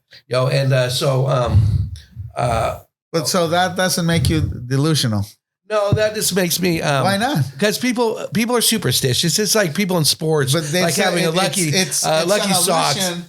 That gives you luck, right? That's you thinking. Yeah, but I'm not making major life decisions based on that. And me neither. When I say, I'm not telling other people. I'm not telling other people how to run their lives, or whether they're being immoral or moral because they don't believe in the things my God says. But that's not the question I ask. It's like you're saying that I'm delusional because I believe there's a ghost. Well, delusional sounds like you're you have some sort of disorder. No, mental. That's what you said. No. It's just it's a power of our mind to create. Just like when we look in clouds and we see faces. Or Craig's not being honest with you. He's using a lot of words, but he's basically saying you're not as smart as him. That's what it's coming we need a translator, but it's the same in every culture. When a guy says a lot of words, he's trying to do this little. If I thought I saw a ghost or something, I would really question my what I. But that's what I do every time I hear something or somebody falls over there. You try to look for an explanation, a logical explanation. Right. And then after that, you're like, this is fucking weird. Mm-hmm. I'm not saying there's a demon or an angel or, it's like the other day I got scared, in the middle of the midnight. And then you told me, it was probably you from the future trying to tell you something. I was like, that's a cool story. That, I can dig that. My dad he's the last person to say, it was a ghost. Living with, I would get scared as a kid, and he's the last absolute person to say, that was definitely. Yeah, Well, he's probably trying to not get you guys scared. No, but regardless of that, Craig, you have a soul, right? What if I shoot you in your head, your soul leaves your body? That, right? No. Okay. So I know that. I've seen a soul leave a body, and anybody that's seen someone die in the hospital, you can see the soul leave the body. So it's 100% and that's the whole fundamental of religion. You have a soul, right? If you were to say, I don't have a soul, all right, what if I stab you right now, bro? You'll start talking about God. You'll start talking about God real quick. God save me. I have my soul. I have a conscience. Okay. No. I'm not talking about you have a soul. Okay, so do animals have souls? Yeah. All animals? Yeah. Where does it stop? It leaves the body. This question is, let's say now we're talking a religion and let's say what is it, a robot? What is it, a robot? No, it's a biological process. We're energy. As when we die, our energy dissipates. So you're the same as an ant? We all came from the same place. This guy's crazy. What the fuck? All of us during the age of the dinosaurs, there were little shrews. The first mammals were running around in the shadows and at night during the age of the dinosaurs. That was. I watched Jurassic Park. I know how it works. You get the DNA with the needle, and then you can make anything. Every bat, every whale, every dog, every cat, every seal, we all evolved from that common ancestry through millions of years of evolution and luck, because none of us would be here if every single one of our forefathers hadn't survived and toughed it out and made money and lived to be old enough to have. That's a pretty tough proposition in history. Most cavemen only lived to 25 or 30. Okay, it's getting off topic. I'm saying if we're here by luck, and that to me that is more amazing than any religion. All right, if you have, and that's what makes us also tough. It's all our parents. All right, but that's not all. You're off topic on the soul. I'm saying in your lifetime, you're going to see this. You're going to put your mom or dad in the hospital, and they're going to die. Okay, they're going to be in the bed, and you're going to see them die. And when they die, you're going to see their soul leave their body. Period. You're gonna see it. Yeah, I know tons of guys that seen death. They all say the same thing, bro. I think so. You can see and they die. I can see the soul. It's 100% how it works. My father died 4 years ago. I've never had nobody died in front of you. No. Like, did you see him die? No, but I was okay. So you don't know. Wait till that happens to you. You'll see this guy's you see the person die. Like, oh, he's dead now. The soul leaves. Like that moment, you see it. No. Yeah. No. All right. Google that shit. You can fucking. You can find 1,000 people. Probably you saw the video of the mouse getting hit by a trap and going down. So is that Las Vegas shooting? So you're the hypocrite. You're the hypocrite. Yeah. Because you're saying there's a fucking ghost in here, and I'm going, yeah, you're probably right. No. I'm saying, I see a soul leave a body. Maybe there's people can sense that. But not all the people to the eye. Can you imagine what you're saying being a fact in the hospital? And too bad we don't work. Doctors talk about it all the time, man. Like it's not like all common. The time. I think there's, like you said, there's people that there is connected. No será la Rosa de Guadalupe que llegue el airecito. but not all people can sense that. All right, just to answer this question though, do you have a soul? Everyone's got. I think I do. So when you die, your body's still here, but your soul's not here. Your soul has left your body. So after you die, nobody knows what happens after you die. First of all, no. You can read a fucking you just agree. Okay, you just agree. You have a soul in you right now. No, I shoot you in your fucking head. Your soul's gone. The body's still there. I'm sorry. Can I just can I finish one point here? Okay, go ahead. Okay. Here's if you're like me and you don't believe. If you're like me and you don't believe, if you don't believe that there's an afterlife like me, to me that makes life more precious. Every single soul, every person, every animal, their life is more precious because this is it. This is as good as it gets. This is our heaven. This is either our heaven or hell on earth right now. It's like there's no afterlife. I mean, if your life is already shit and you're dying, you want to think that's one way of saying it. But he's saying there's ghosts. There is an afterlife. And I'm saying there is. That's what you say. You know, it's a lot of, there is afterlife. When it's afterlife. But I'm not saying wait. But I'm not saying I'm right. From the books say. Okay, I'm not saying I'm right. There is a second life because they want you to be the best. You believe in ghosts. Yeah, I do. But then you don't believe in a soul. Like.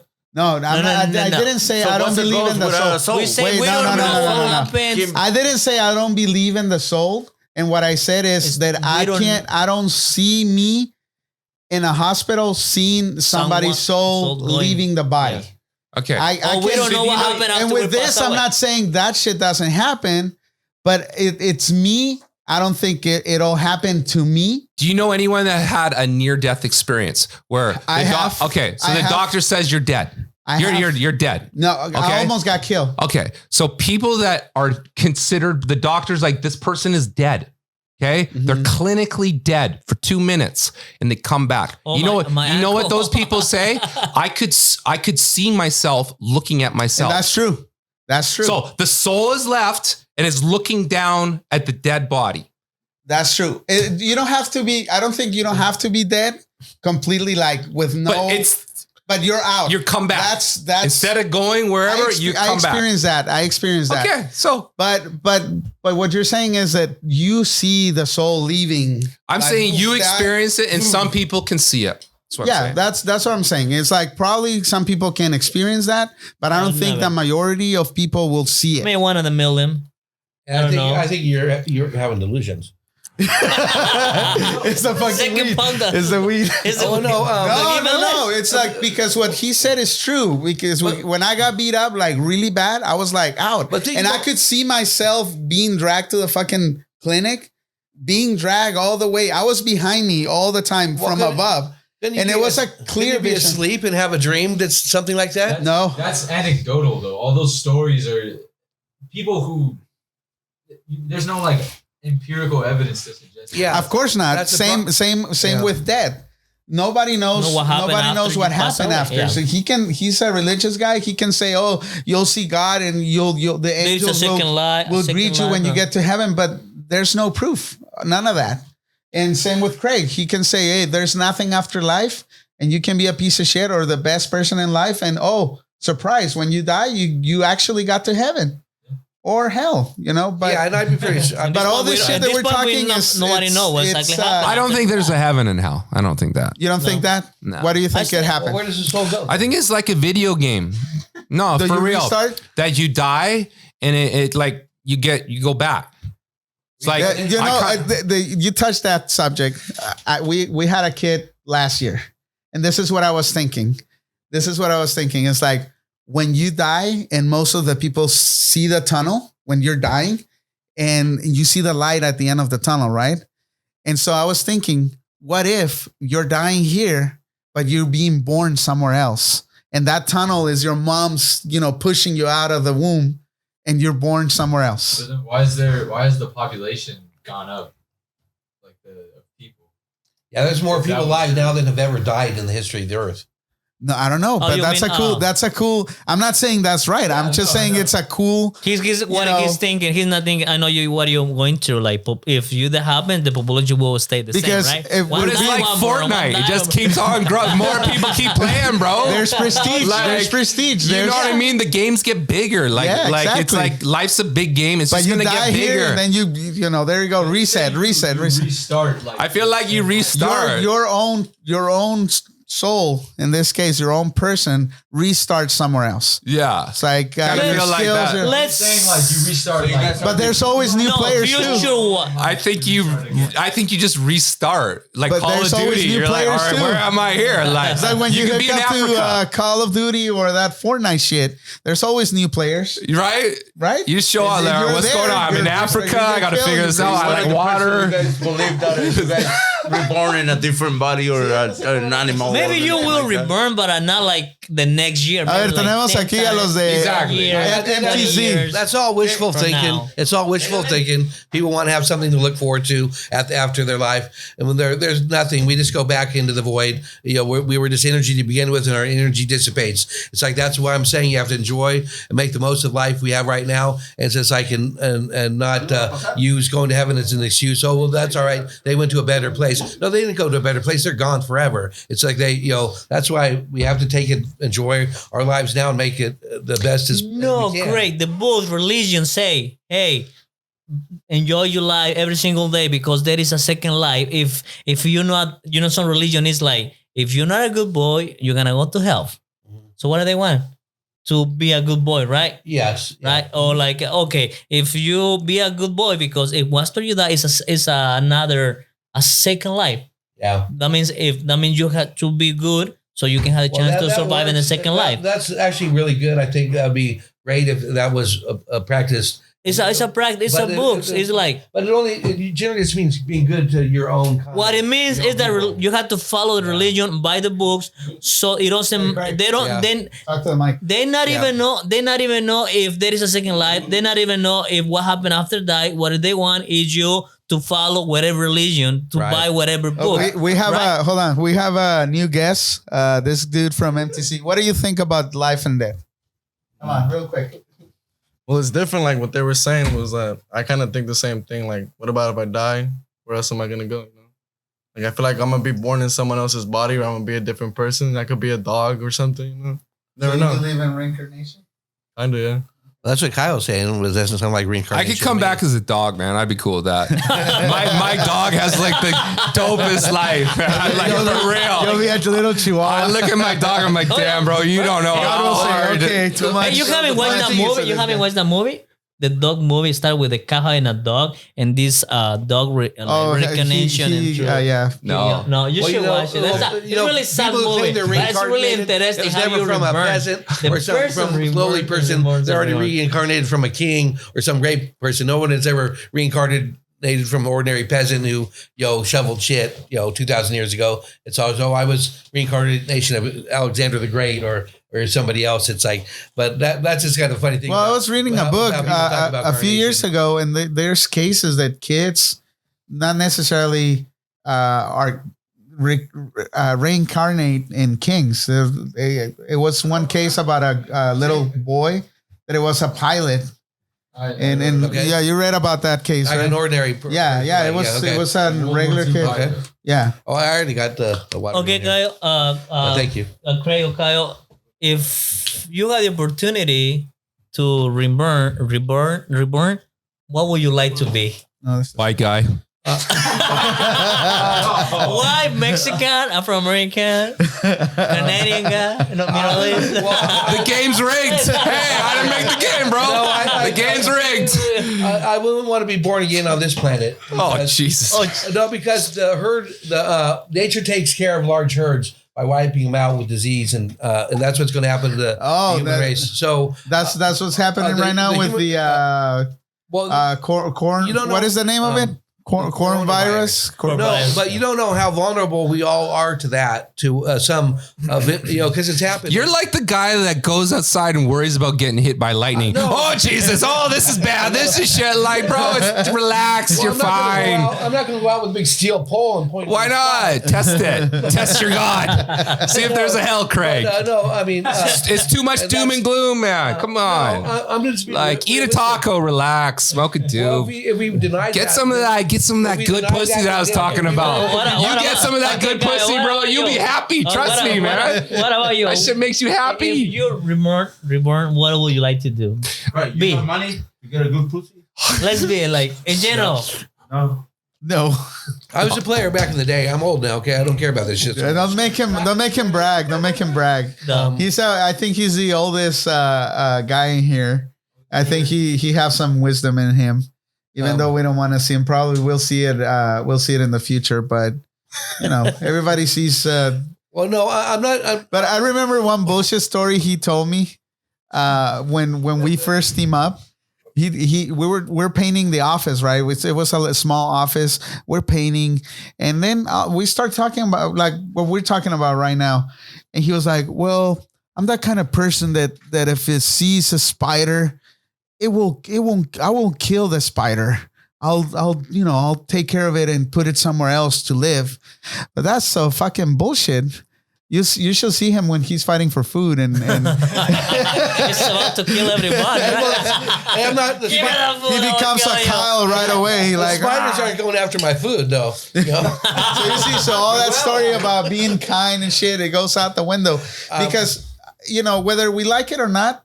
What Kyle is saying, in an extreme situation, let's say we get fucking bombed like the other day. We were talking at another show. What you gonna do? You cannot be that kind person all the time. Mm-hmm. If you have family dying. No, but you can be that kind person if you live in America. Craig doesn't exist in Mexico. There's no guy in Mexico. Oh, what about in Mexico? El Chapo. Cut the fucking heads. Get the money. Yeah, but in America, it's what about this guy? And what about this guy? Of course, everybody's kind when they have money in their pocket. No, but as a rule, Americans. It's so good here.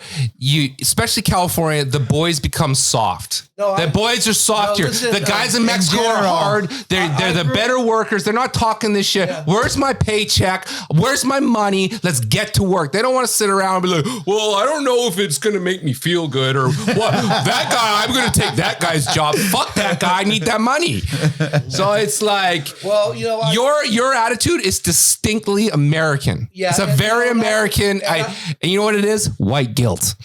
No, You got some of that white guilt. You have do. the white guilt. You feel sorry for people. No, I'm not going to tell people to feel white guilt, but we can't ignore history and where other people are coming from. Mm-hmm. It's just like, so if we deny that and think that everything is equal for everybody in this country. But we already agreed. The game is rigged. It is not equal. And you're not going to change the game. This is the game of life. So it's rigged. So that's the rich get richer. So you can sit and then protest. Yeah. Oh, boo. It's not going to change shit. You have to be conscious of that and realize that we have to try to work with that and not to say, oh, it's a No, but it goes back to the lightning. You have to be conscious that you can get hit by lightning, but you don't think about it. You just go about your day, and if you're the unlucky sucker that dies, sorry, I'm stepping over you. Like scientists didn't think about viruses, and all that, we'd all be dead. It's too much thinking, though. So Kyle, I feel like you. Do you feel more? Craig feels like he's more like a giving person. He give his first. I don't believe it. I don't believe it. No? Craig's paying his rent, number one. Craig's paying his. No, listen. 2 years ago, there was a baby turkey. Craig, talk to them. 2 years ago, there was a baby turkey in my driveway that had been hit by a car or something. And it was crawling around on the driveway. Were you hungry at that time? No.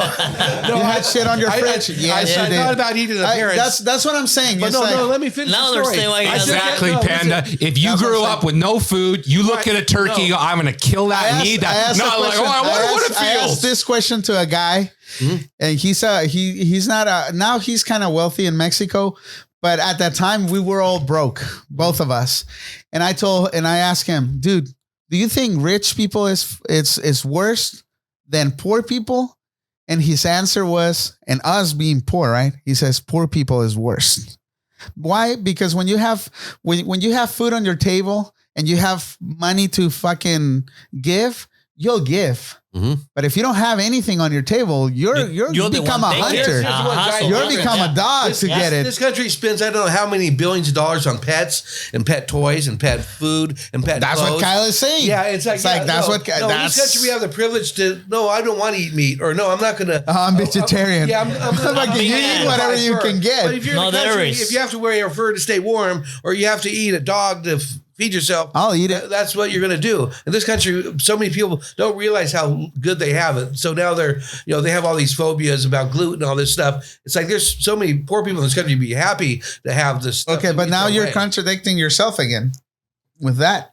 Our country is privileged, and we need to be conscious of that. I'm not just thinking the United States. We need to be conscious of the whole world. And our country actually is. I'm just trying to pay my rent, bro. I'm not trying to be too conscious. Like, how do I get a bigger house? How do I go get some steaks at Costco? Like, I'm trying to figure that stuff out. So if you figured all that out, you got all your bills paid and all that, you can start talking all like sharing and but like right now, I just trying to figure out how to pay my rent. So you never think about how being good to people. I don't fucking like. I just go to work and I get the money and I pay the rent and then I just keep going. I don't stop and think about stuff. Craig, but you have to be real with that. I think most of the people, it's good people. Mm-hmm. But when shit hit the fan, a lot of things changed. I used to think that the majority of people were good until Trump got elected. And the fact that people are, but the people didn't elect Trump. But the people didn't elect Trump. But the people are good. People are good all around the world. People are good. The bad ones get weeded up. If you're bad, you get locked up. You get like bad. So Trump is a good person. Going back to that, listen, man. I don't think that means anything. Like, I don't know him. I'm just saying he's selling a life, like he's selling an image, like that I'm a buyer. Selling it. I'm a buyer of that image. Well, like, I want to be rich. Yeah. Like, so you know how to get all the money? Like, let's do that. So, opposed to like the other guys, nobody gets any money. 2 points in different points with different people. It's like, you don't want to be rich. You want to be giving. Maybe you get that point where that's it for me. It's time for giving, and you just give. I want to be rich. There's another guy who has the same age with you. I want to be rich. You want to be so rich? He's not gonna. He's like, you don't want to be rich? I want to be rich.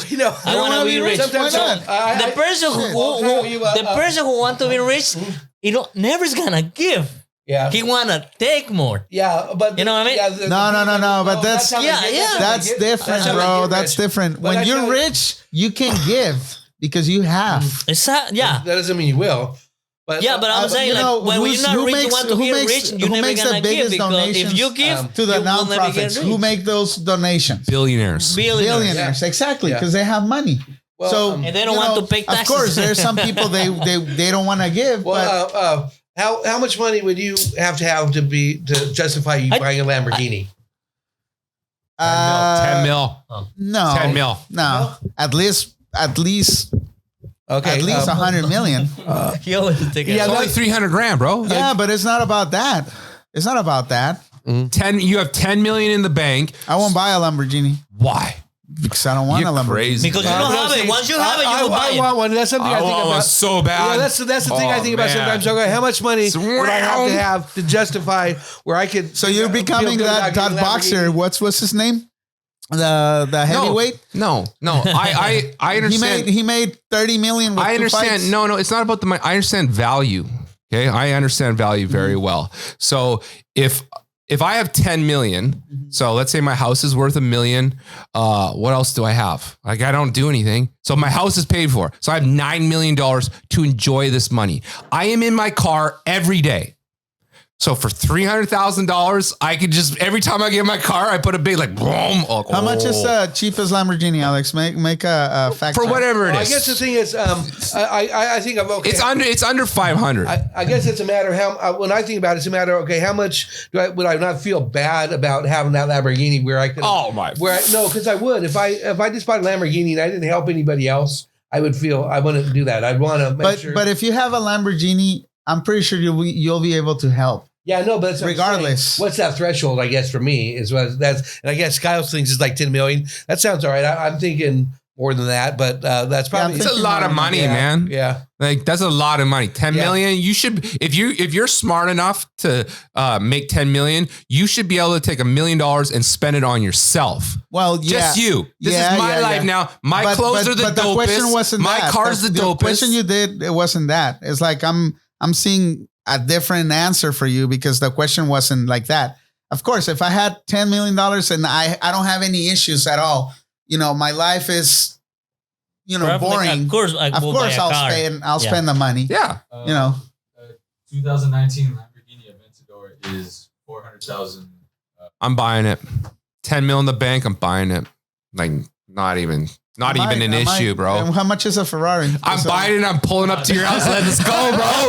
Let's see. I'm going to be like, Panda, let's see how fast we go, man. I got 10 mil in the bank. Don't care about the tickets. $300 ticket. Here you go, officer. Yeah. I pay cash. The server is more expensive than $10,000. No. 300,000. No, the For a service. Ferrari? Service is like $10,000, $8,000. Dude, I love toys, I wanted man. an orange. You know how dope that would be, dude? Car like that, An orange? You worry about that too Yeah. much. So you will feel guilty if you buy a Lamborghini instead of helping If I someone? feel like, if I buy a Lamborghini before I feel like I feel like that's a waste of money. It's like a very superficial. It's But that's the other thing with money too. When you have money and people knows you have money, sometimes people comes to you just for help all the time. Yeah, and you become a lot more attractive. I don't help people anymore. When you're rich, you that's don't a have to worry about different- like that's a giving. different subject. I don't help people anymore. You give. I've You been don't help screwed. people anymore. I used to. So I made money young. So I was 28 years old, had a lot of money. And I lent like every one of my friends, hang out about 10,000. I gave out like that kind, not like a lot of money, but like I lent out $10,000 multiple times to friends, right around that number. And then they're And- gone You'll give forever. not they one ask you person for paid me that. back because they're like, bro, you're rich, and not like, they kind of like played it like that. But then I lost all my money and I needed help. And that's when I started over in California. I came to California broke. Right. So I had a plane, boat, millions, lost it all. And all when I had the money, I was very generous because I was young and dumb. And then I learned that those people didn't help me out. No one helped me out. And that's kind of how money is. It's like it's like the homeless guy when he's like, can I have $5? You shouldn't really give it to him because you're making him worse. Yeah. So if you give, it's one of the you know what I points, mean? yeah. Like the guys That's I give kind of 10 the grand point. to, The point, they just though. blew the money. You help like the on people. like it's like So they never like did anything responsible with it. They just And most of the people won't. they didn't pay it back. Like they all had an angle like I'm going to do this and this and then this is going to happen. That never happened and I never got my and I didn't ask until I needed it. And so it's like, I just learned like, oh, you just money. If you got money, just you hold that shit, man. No, and then when you die, you just give it all away. That's what guys do. All the billionaires you see, they give all the money away at death. So you just hoard it all. And at the end, I'm out. Good luck, everybody else. And you give it away. And a lot of these billionaires, they don't leave their sons with a lot of money. So like if I made a lot of money, I'm putting like $1 million for my kid education. Because usually the kids are making a lot of money. I want to build the foundation, but there comes a point where it's excess. I'm not going to give him a Lamborghini. Yeah. I'm going to give him a house. So he doesn't got to stress about, like I stress so much in my life about my rent. I'm going to give him a house. I'm going to, no matter what, there's going to be steaks in your fridge. I'm going to take all those stresses. So when he wakes up, his mind's free to be like, all right, what was I born to do? Because like, I don't do what I love. I just do what I have to do. I want to be one of those guys like, I love what I do at work. Oh man. I love singing. I hate my job. Like, I'm just doing this for the money. Like, I like what I do because it's fun. I was gonna say, fun. I like, but like Kyle said, I'm making it for the money first. Yeah. Because if it was me, I'll be fucking traveling the world. Yeah. 15-year-old Panda wasn't with his buddies and be like, you know what? Yeah. We're going to start a sticker company. When I was 15 years old, I was not like, I want to be in the kitchen business. I don't even know how to work a fucking hammer. And I'm a contractor. Like, I was going to be in a rock and roll band, and I figured I didn't have to try that hard in school because I was going to be in a band anyway, so it didn't matter. And you ended up playing piano. I used to do weddings and stuff, but I always thought if that became my work, it would take the passion out of it for me. It's just like it would become a job. But I like what we do because it's just the challenge of having a business and trying to make the right decisions and trying to be smart and to evolve. I love that. It's just like that is capitalism that I guess so. I don't, but I don't want to do it I don't feel like I have to grind the other companies into the ground. I think there's room for other businesses that are like ours. Right? We can't do do every single job. There's enough to go. Wait till you expand to a new territory. Wait till you get competitive. Well, you guys are at a level where your competitors aren't looking at you. Yeah, they're not paying attention because believe me, a lot of people is looking at us. Okay, so but then you would have my mindset because if someone's trying to bankrupt your company. So the level I'm at, there's nobody spending money on TV. They're not gonna make it because usually the other companies don't break your company. Is the people managing the company that break the company. Well, my business is not like that. If I sell something for 50 grand, the guy goes, I'll sell it for 40. It drives it down. Maybe you guys, there's no competition. That's in every market across the board. Every business, there's always somebody selling cheaper than you. But you make a name for yourself, like you're doing it right now with American Kitchen, and people doesn't care. They just want to get the best. No, but my competitors care. So if I go on a bid and I take that bid for my competitor, I win the bid. They are now looking at me. How do I sue them? They're figuring out very, very bad tactics to kill me, to make me go bankrupt. And if you guys aren't experiencing that, it's because your numbers aren't big enough. You start doing 5 million. Somebody with 5 million is going to look at you and go, I want your 5 million. I want 10 million. And then when you get 10 million, he's going to look at the guy like it's the game. It's like, right. But when you're at this level, when you're at a lower level, people aren't that ruthless. You're right. Like you just do it. But wait till you get where some guy gives you a lawsuit. Like we got hit with a lawsuit this year. Then we didn't do nothing. They start buying, just trying to do a move. They start making money and they say, this guy is going to be making more than or a false claim. Like, wait till you deal with a false claim. You figure you have deep pockets, the more money you have. And they just want what I have.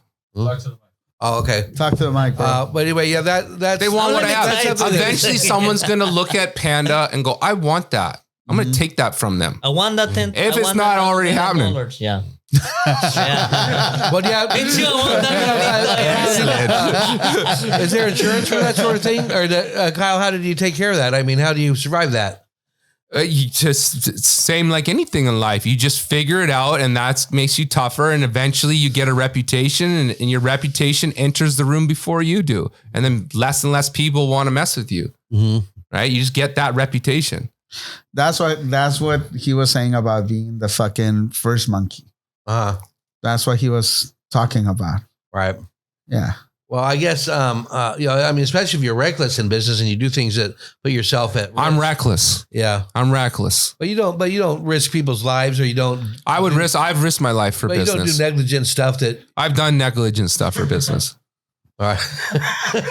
When you're your own business, you have to do it. I'm not talking now, but in order to get where I've gotten, I've definitely through life, through businesses. I did not follow the rules. I bent the rules. Mm-hmm. So, and everyone I know that follows the rules, not very rich. Yeah. Well, that's something I've learned the hard way. Yeah. They're very smart. You do have to right? They got straight A's in schools, but your kid's going to be working for my kid. Yeah. You have to know when to bend the rules sometimes. Yeah. Yeah.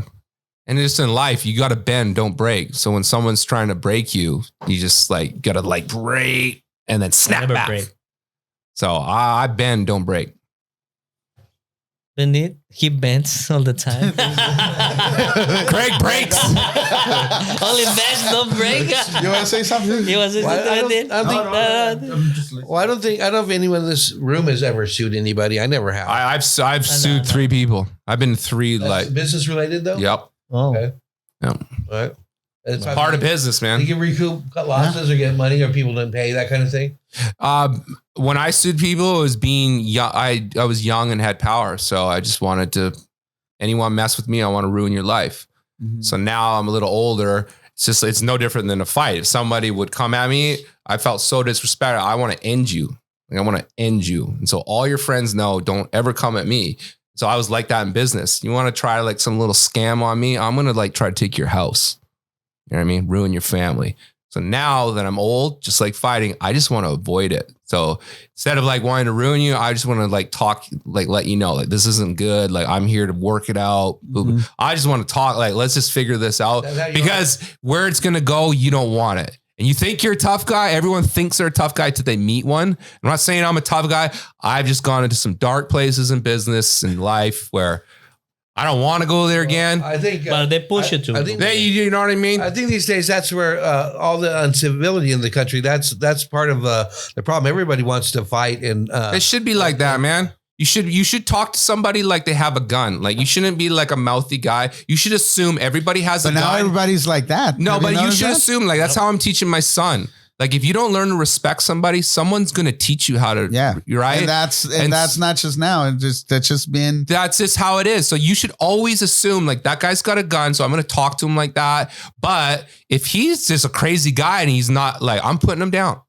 You're not if you're crazy and you're out of control, I'm putting you down. Well, that's how you grow up in Mexico. I mean, that's just how the world is, bro. You don't run your mouth. No, that's how the world is, unless you're a rich kid, and then you don't have to play by those rules because you're up in the house. But when you're down here, you got to play by the rules, bro. Don't be talking like that. But if you're out in your house, yeah, you could be a mouthy guy. I get talk like that where I'm from. You're getting checked. Yeah. Somebody's looking we're in business.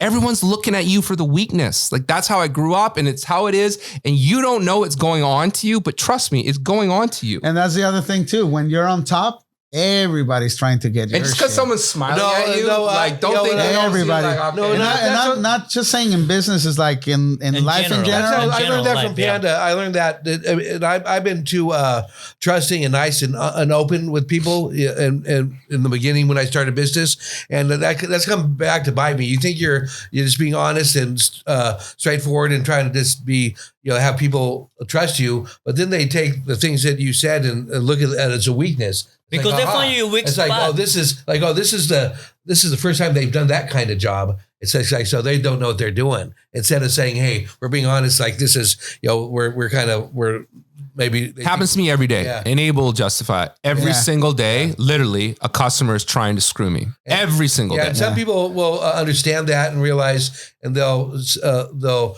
sympathize. But other people look at, as you said, they're looking for a weak spot, and there's something to say. Aha. There's your and that's how it is. That's how it is. Mm-hmm. And that happened more when you start climbing the ladder. It gets way worse. People start, because I found now it's just I try not to tell people more than they need to know to do. I want to be honest and straightforward. I don't need to over explain every aspect of what we're doing to somebody. It's just we're going to do it. It's going to be done. It's going to be great. It's you don't need to No, the in and outs of the thing. All the things we had to go through to get it done. You got to have confidence, man. Yeah. You got to have that when a customer walks into the door, it is their lucky day meeting you. Mm-hmm. Because you're the most honest, you're the master, and if they want to paint a different picture, you just get out. Yeah. Go, you called me, bro. Like, that's how I see it. My customers, they're very lucky to meeting me because I'm the best. And if they're like, they tell me something, get out. They call you called me. Yeah, well, you're right. It's kind of matches. I think a lot of our customers who come in here feel like they're lucky to have found us. I feel that way with you guys. I feel that way with you guys. I'm lucky to have met you, right? You got a skill set that helps my business. Mm-hmm. And I just think that you guys should own that to another level and stop being like, oh, like we're just that. Nah, you guys are the man. You need to take over this. You need to take over this whole game. And all the other sticker guys need to be working for you. And their kids need to be working for your kids. Like, it's like that. Look at his face. Look at his face. It's like that. Did you get it? Did you get it? I think we're trying to move. Or sell your shares to the guy that does think like that. That's the only way to see Panda in San Jose, see Panda in LA. Are you saying in 10 years, Alex is going to be kicking my butt and telling me to work harder? Or your little biter kid, Isaac. Yeah. Isaac. Craig, stop smoking that shit. Back to work. Yeah, it's crazy. Wake up. Yep. So it's just how far you want to go down that rabbit hole. How big do you guys want to be? And the more big you get, the more of that mindset you're going to have. Well, and you can fight it like, oh, I'm not going to, like, all right. I guess in answer to my question, you're not really a Trumpster. You relate to what he's done. No, I want to go back to the thing. All these people are on a stage selling. It's like their pitch. They all have 30 minutes to get. Okay, so your turn. What do you? So you can't. Out of all the guys pitching, I'm just kind of like, oh God, buy Trump's thing. Like if you're selling it, like they're each one selling a book. The only book I would read is Trump's. Whether it's true or good, it's just the guy can sell. And my point, I say he's not Trump supporter. He just like the way. Yeah, he sells. Yeah, exactly. Yeah, I like what he's selling. The way he do business. Yeah, the image, the look. So he's not Trump supporter. Even if he wasn't, he's more like business. No, I'm talking when I was a little kid and he was on TV. That's different because I think I always just liked the guy. I like that guy in the 90s. Yeah, that's what I mean. Like before racist talk and like politics, when he was just like the business guy with like the girls and the jets. When he was, damn, I want that plane and those girls. When he was in Home Alone. Yeah, exactly. You don't remember that? No, people liked him, man. Yeah. People liked him. Okay, he wasn't really, like it wasn't like this. I never liked him. I guess maybe that's part of it. No, you liked Hillary, and like that's what you like. It's not. There's nothing wrong with it. It's just. That's what I liked. The lifestyle. Like, just like, yeah. Like. Who doesn't? Yeah. Do you like Trump? MTZ? Come on. Don't feel shy. Say the truth. Yeah, he has good stuff and all that stuff. He watched your brain already. Are you racist? Yeah, I'm just saying he has good ideas, like what he's saying too. You support him and like. Now you created a new. Yeah, you got your own crew. Kyle. Definitely not we talk about business. I mean, Trump is one of them. I mean, like that's all.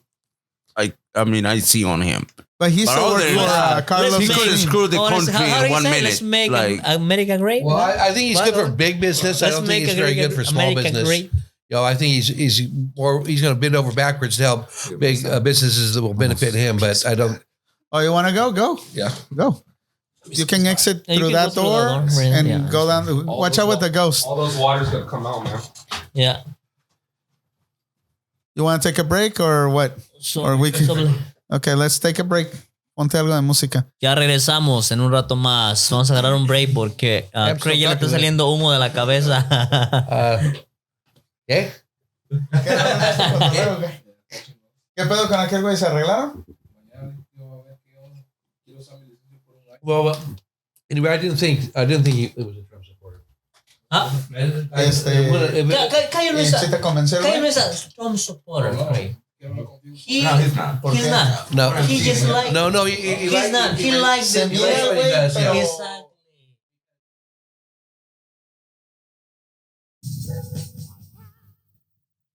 way. It's not on me. It's on you. So that's all you had to do. That's the reality. Yeah. Pues tú, And remember, güey, lo que tú quieras. jobs is everywhere. Yeah. Pues tú también puedes hablar, güey. Me da miedo. Ese show va a ser diferente, güey. No va a ser igual que lo que traíamos. Yeah. Talk to the camera. Talk to To the the mic. Mike. Okay. Yeah. Turn that way. You need to talk to them. Okay. Sorry. Y estamos de regreso aquí en la esquina, mypandaradio.com. Y ahora es un programa en inglés 100%, casi 100%. Welcome to La Esquina at mypandaradio.com. How you guys feeling? How you feeling, Craig? How you feeling, Kyle? Juan, Betín? Feeling fine. I think though that we kind of the original topic we chose, we weren't really neither of, because you portrayed me as being a pro Bernie and him as being pro Trump. Because that was my understanding. Which is I guess it's kind of not as true as for a debate as we would like it to be, because I think that Kyle's a very reasonable person, and I don't dispute all his his business philosophy to be successful. You should. I'm just making it up, bro. Yeah, It can all be disputed. No, and the reason It's all bullshit. The thing is, he talks about profits, and I think you want. I guess I could mention one, maybe John Lennon. And the how he tried to be bring people together, and he did. And you guys are fighters. I'm not a fighter. It says I'm No, but you think John Lennon will be the same guy trying to bring people together if he wasn't rich and famous? Yeah. Well, that's. You think so? You think he will do it? No, He was when he was alive, he was probably the most influential person on earth. So when the Beatles were at their prime, he was the most recognizable person on earth. Whether you're Chinese, black, I'm you not- knew who he was. Yeah, I'm okay, not- but think about John Lennon without the fame and the Beatles and the cool songs.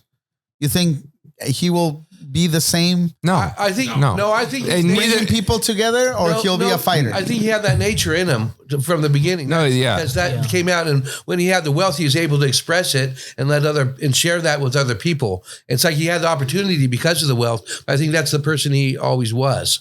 That it's just like he'd want people to get along and reason with each other, as opposed to being confronting people and everybody taking a position and being angry and wanting to. But being a fighter doesn't mean that you're angry. That's one thing, right? But It's actually the opposite. being a Real fighter fighters are confident. Like if you know you could kill a dude, you're confident. You're chill. Yeah, you're all good. It's insecure guys. But you Insecure guys are like, Come on.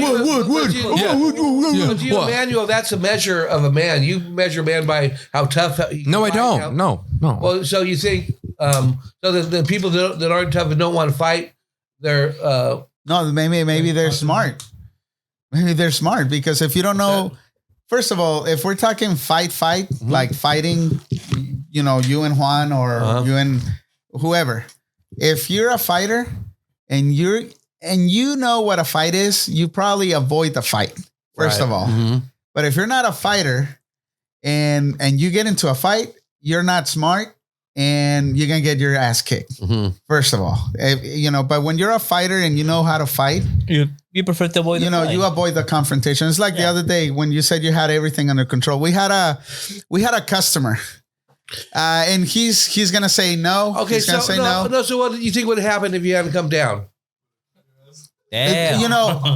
I don't know what was gonna happen. Maybe he's a real fighter. But, That was he avoid but this everything. is the thing. It's like they are at our shop, Right. and when they're pointing the finger at you, at your face, and screaming at you for something really dumb and stupid, Right.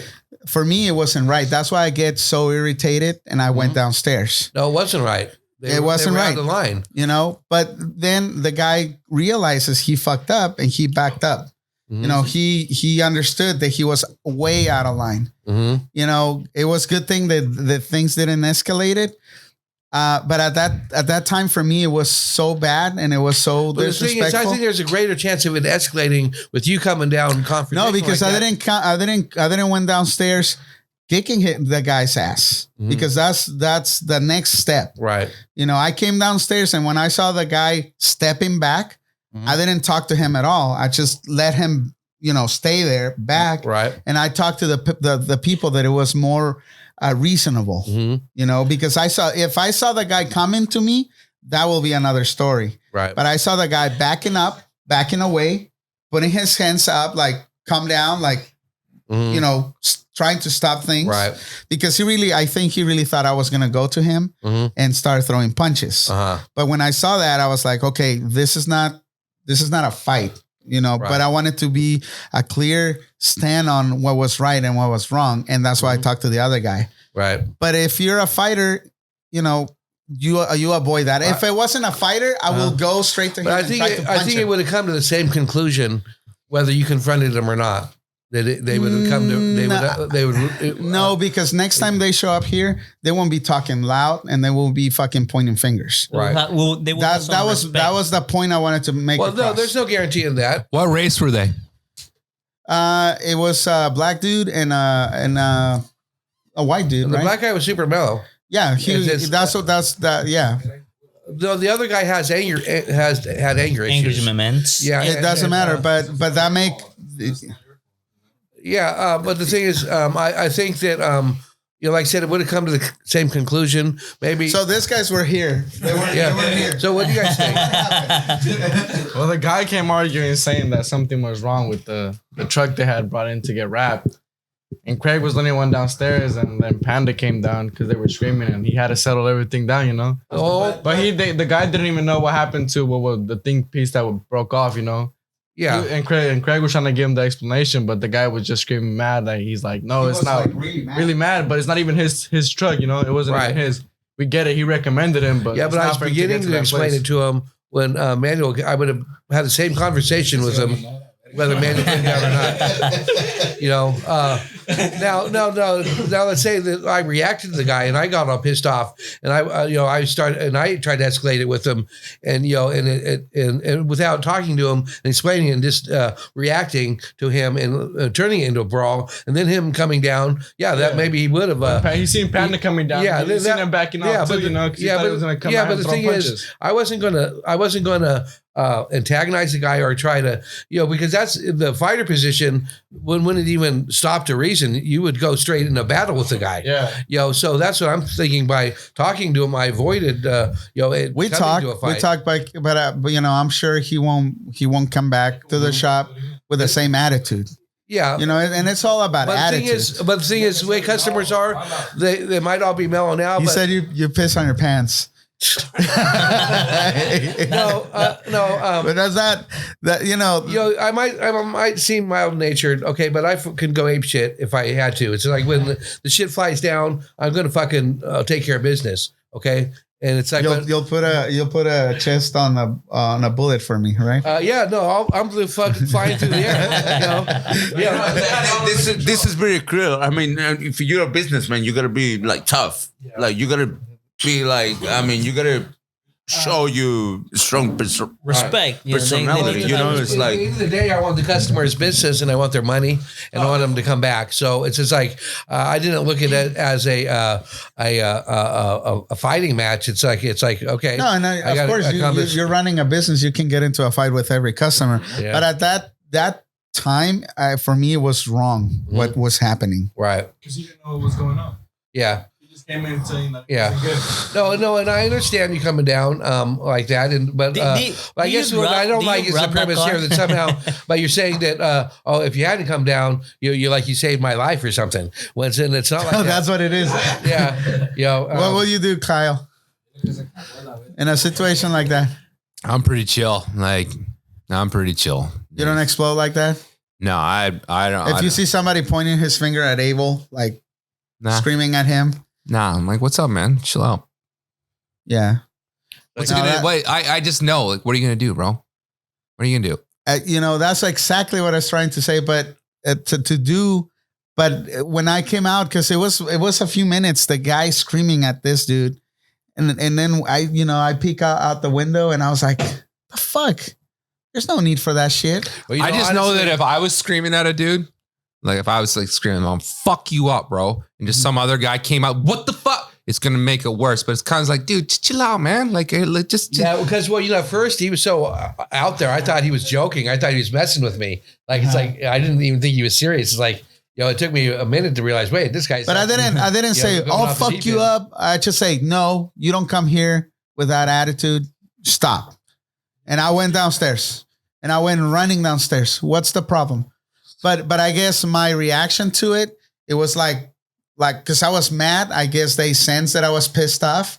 And when I was coming down, I wasn't trying to get into a fight. And that's the point I'm trying to make. Mm-hmm. It's like you try to avoid fights, but sometimes you have to, put your foot in and, being ready for whatever. But I'm not wronging you saying you did something wrong or anything. Mm-hmm. I'm just saying to portray it as somehow that, no, I didn't save you. You had everything. No, because you didn't like seeing us or me getting disrespected like that. It's just like and it wasn't right.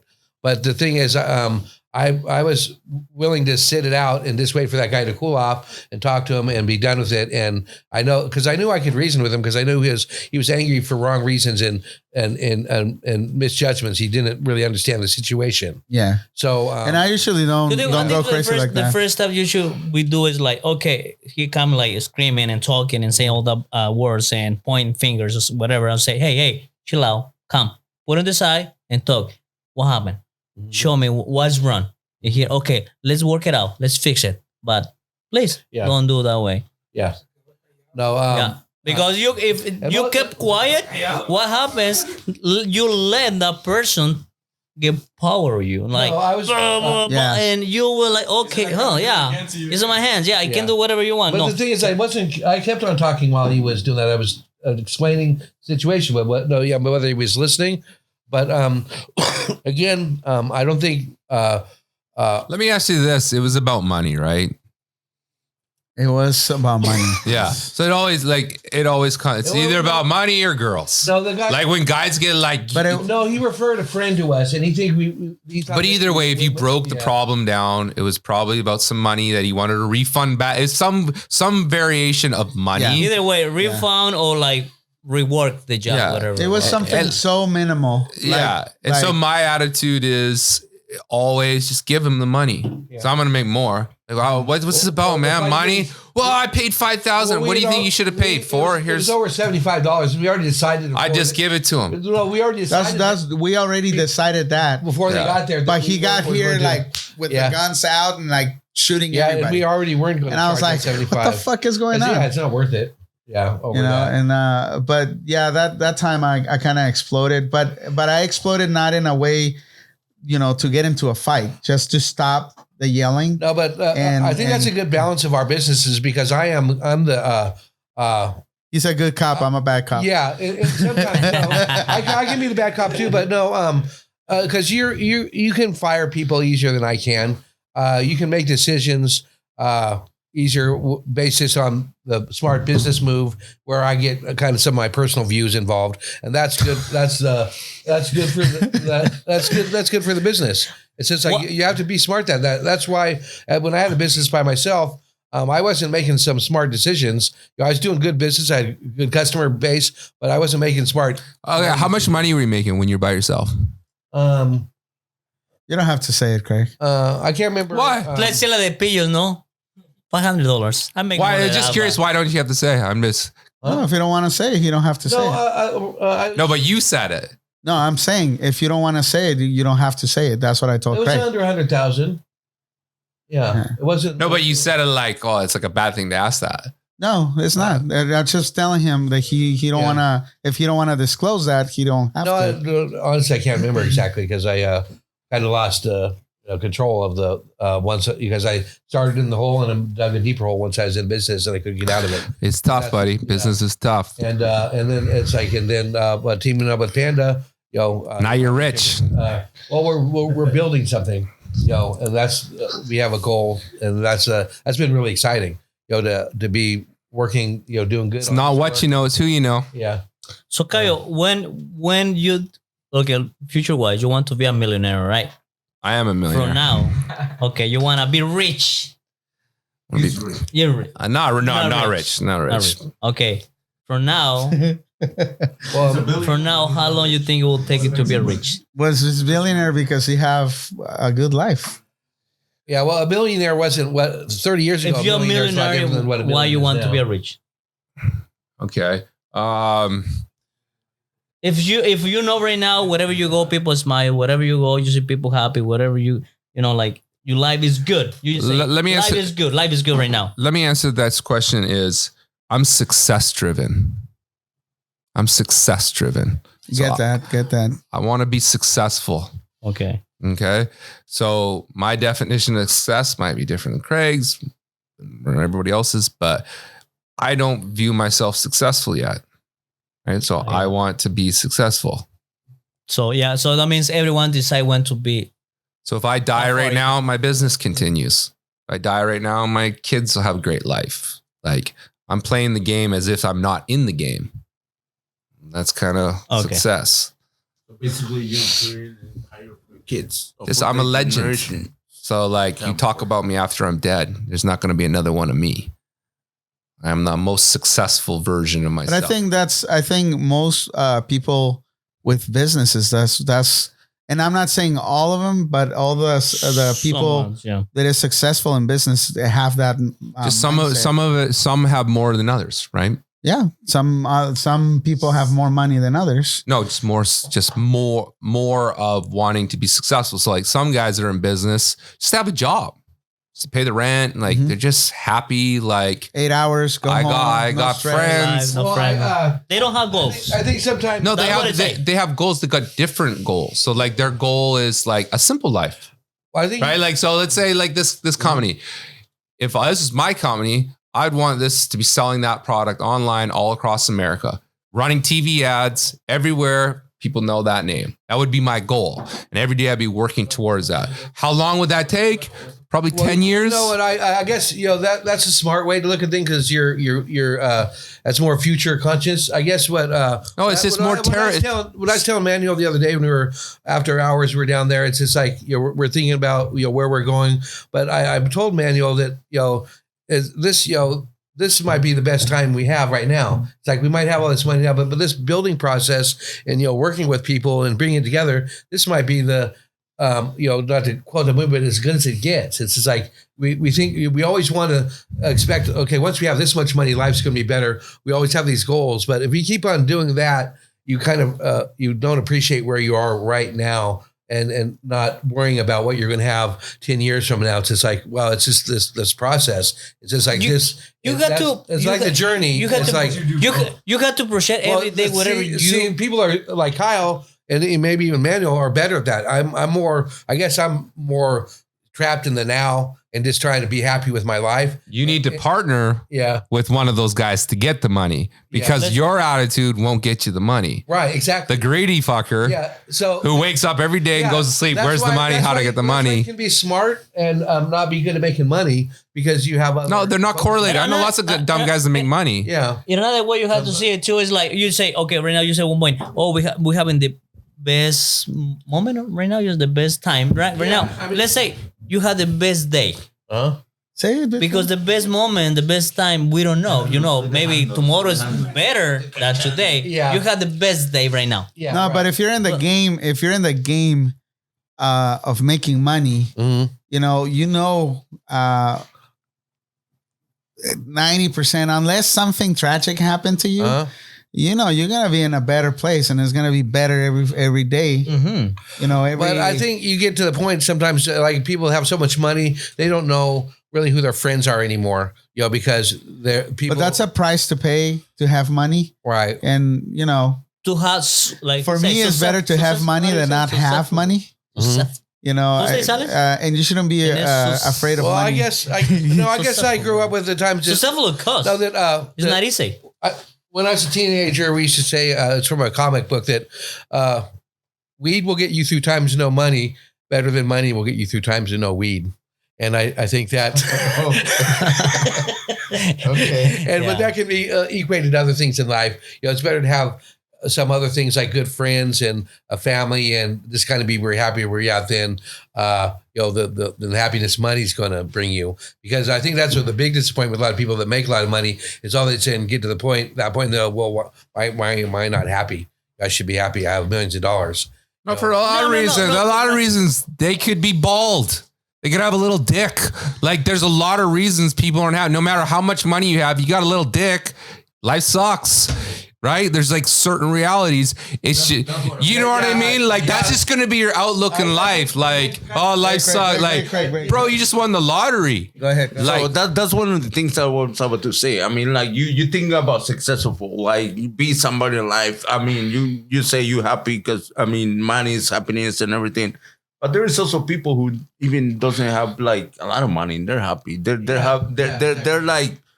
Happiness depends. Different girl. Yeah, but they might not have gifts though. Happiness depends on yourself. I mean, I know persons like. I mean, they're just like living in a room with somebody else, but they have a different girl every night. And they're happy as shit. They happy as hell. You know. Yeah, they're happy as shit.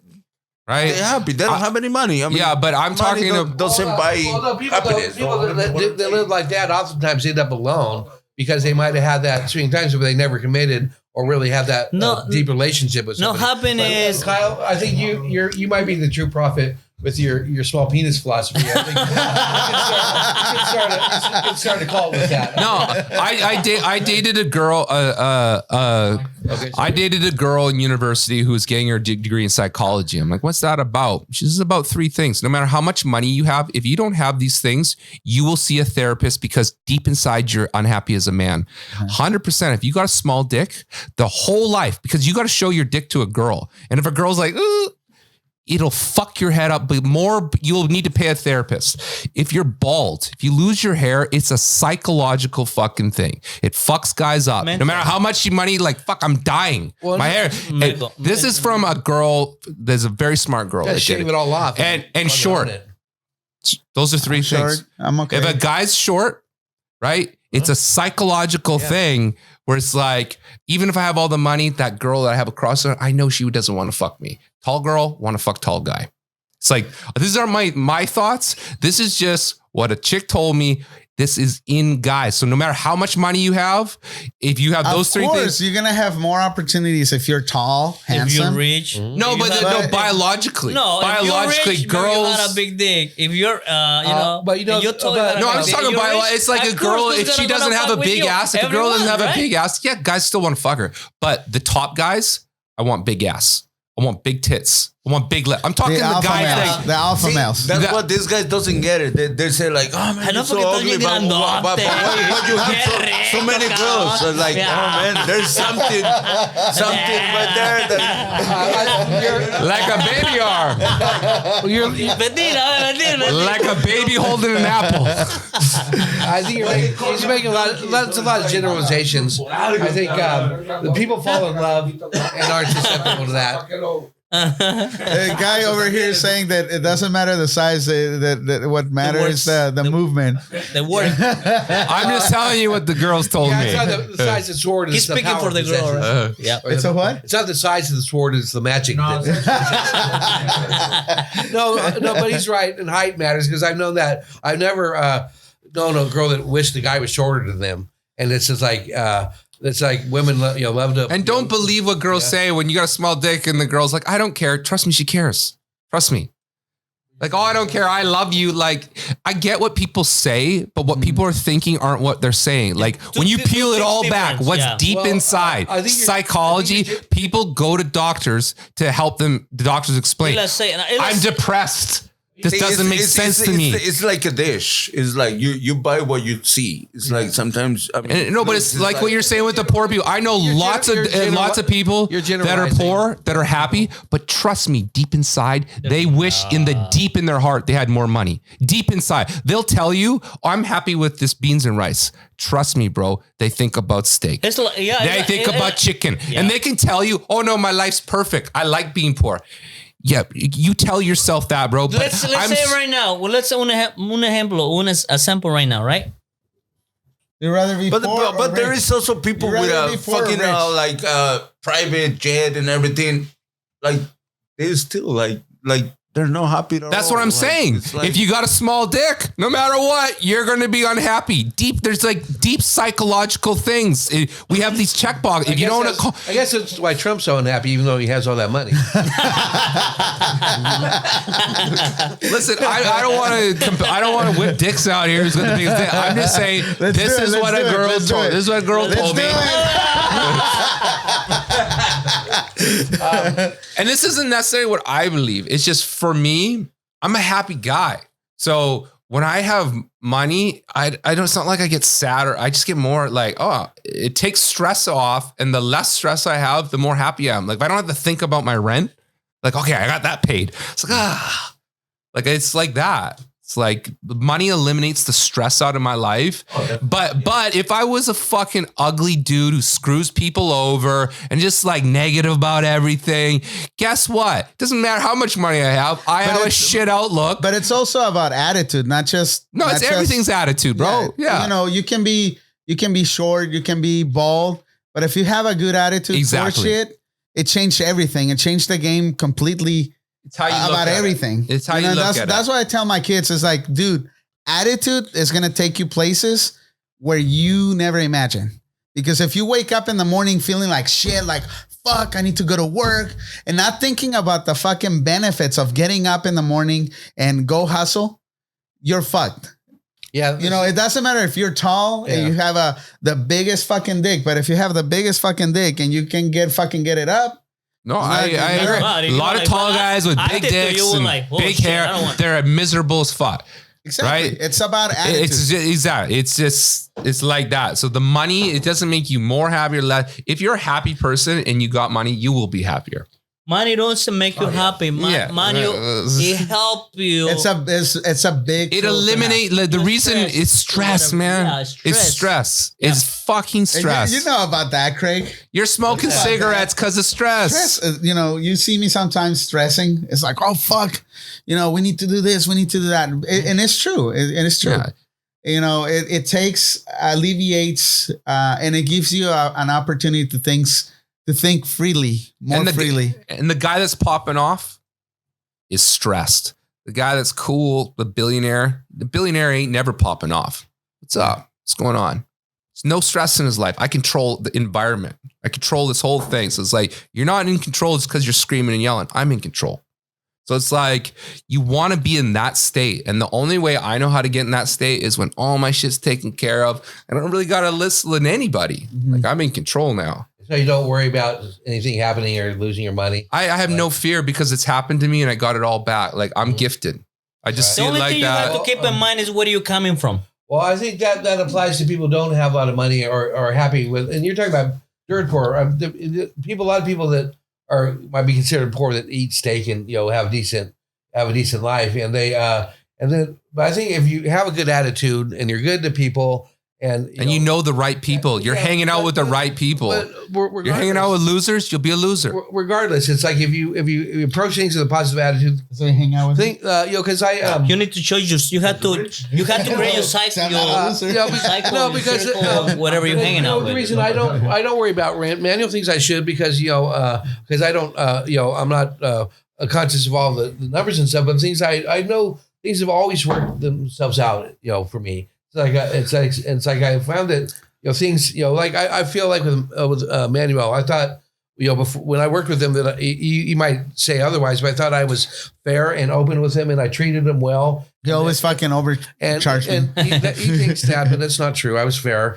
And so, and I think fair enough. I think that's part of the reason. So that and I know you think that you came and rescued me, and this is like you're my savior, and in some sense maybe you were, but on the other hand, I think that okay, well I've been a good person, I've been good to that person, I've been working hard. It's just like I deserve a break. It's just not like a total charity case. It's like I try to earn my keep, and I think that's I deserve no breaks. Yeah, I hate breaks. Yeah. No breaks, man. Get to work. No, I don't count on them, but. I think that if you're a positive person, you're good to people around with you, it'll come back to you. People return kindness and favors, and that gives you talk about the people you know. If you're nice to, but that's again when Kyle talks like that, mm-hmm. It doesn't mean he's a bad person. He's talking about money and business and the way I'm the best person I know. I'm a good dude. But again, I know Kyle, and I know it's not that person. I know probably, or I'm pretty sure he'd share stuff, because otherwise, if he was like he speaks, Abel wouldn't be with his partner, first of all. Well, I wasn't disputing that. I guess as I was saying how people could be happy modestly living, but then again, it's different mindsets. Yeah. You want to live, I grew up poor. Yeah. And I'm not saying I had a terrible childhood. No, Kyle, I was happy playing in the freaking dirt and shit. But now it's different. There's a possibility in like 10 years, Kyle will be driving down the street in his Lamborghini, and I'll be frying rat, into the overpass, because I wasn't thinking. And he'll fucking throw a $5 bill in your fucking thing. Yeah. Hell no, I would tell him to hop in though. I would tell him to hop in. I'm like, I know you want to get in this car. Oh no, fuck that car. I don't care about fancy shit. Just shut the fuck up. Listen to my stereo, bro. It's dope. I hate Lamborghinis. Let's go chill and let's play. No, he'll say, oh, I'm waiting for manual. Yeah, it's just like at the end of the day, we're just little boys. We like playing with toys, man. I get a dope toy, and you're gonna be like, I don't like that toy. Of course you do. Yeah, you're a boy. You like guns, you like cars, don't pretend like, I'm above that. I don't need those things. Fuck you, bro. You're a boy, you need toys. You say, a few minutes ago, you say, no, I don't like it, but deep inside is you want to come play with the boys. We're going to be all alone, hang out with chicks. You want to come play with the boys, paintballing, all this fun shit. This is how you don't like paintball. No, I don't like paintball. But whatever your thing is, you want to hang with the boys, don't you? No, I'm like he's hanging. No, with but the answer boys that. Right, you want to hang with the boys, right? Well, guess what the boys want to do? They want to play games, right? We want to play Xbox. I want the dopest PlayStation. I don't want the old one. I want the dope one. If I had enough money, let's get the dope car. Let's get the dope boat. Why settle for a shitty pair of shoes? Where it's like, dude, I want to get the new shoes for the game. Yeah, it's just like that. But again, it's a mindset. It's not. I tell you, I'm pretty happy with my $10 Kmart boots. and that's fine. That's your it's not wrong. Yeah, but when you're by yourself, you think a certain way, and when you're in a group, you change. Right, you're a different person when you're in a group. Especially what you say a few minutes ago. Depends with the people you hang out. Your circle, your cycle, your circle. If there was a bunch of beautiful women in here, bro, we'd all be acting different. Right? No, plain and simple. Yeah. Oh, Jesus, how pretty she is. Different behavior. Mm-hmm. It's just like that. You adjust to the group. We know who you are as an individual, but I'm saying you as in a group, you're coming to hanging with me and Abel, you'll be a completely different guy. You'll throw all that shit out the window because you're having fun with the boys. It's fun doing shit, working. And that's what happened to him. Like I said before, he was quiet. And now sometimes he gets wild too with the boys here at the shop, right? Right. That's great. Remember, I grew up with the Verdugos. It's those are wild kids, and I think that's part of the reason I'm not a complete. But as a mature man, you weren't like that. No, it's different from being a kid and growing up like that. It happened after I got married. I became a lot more talkative.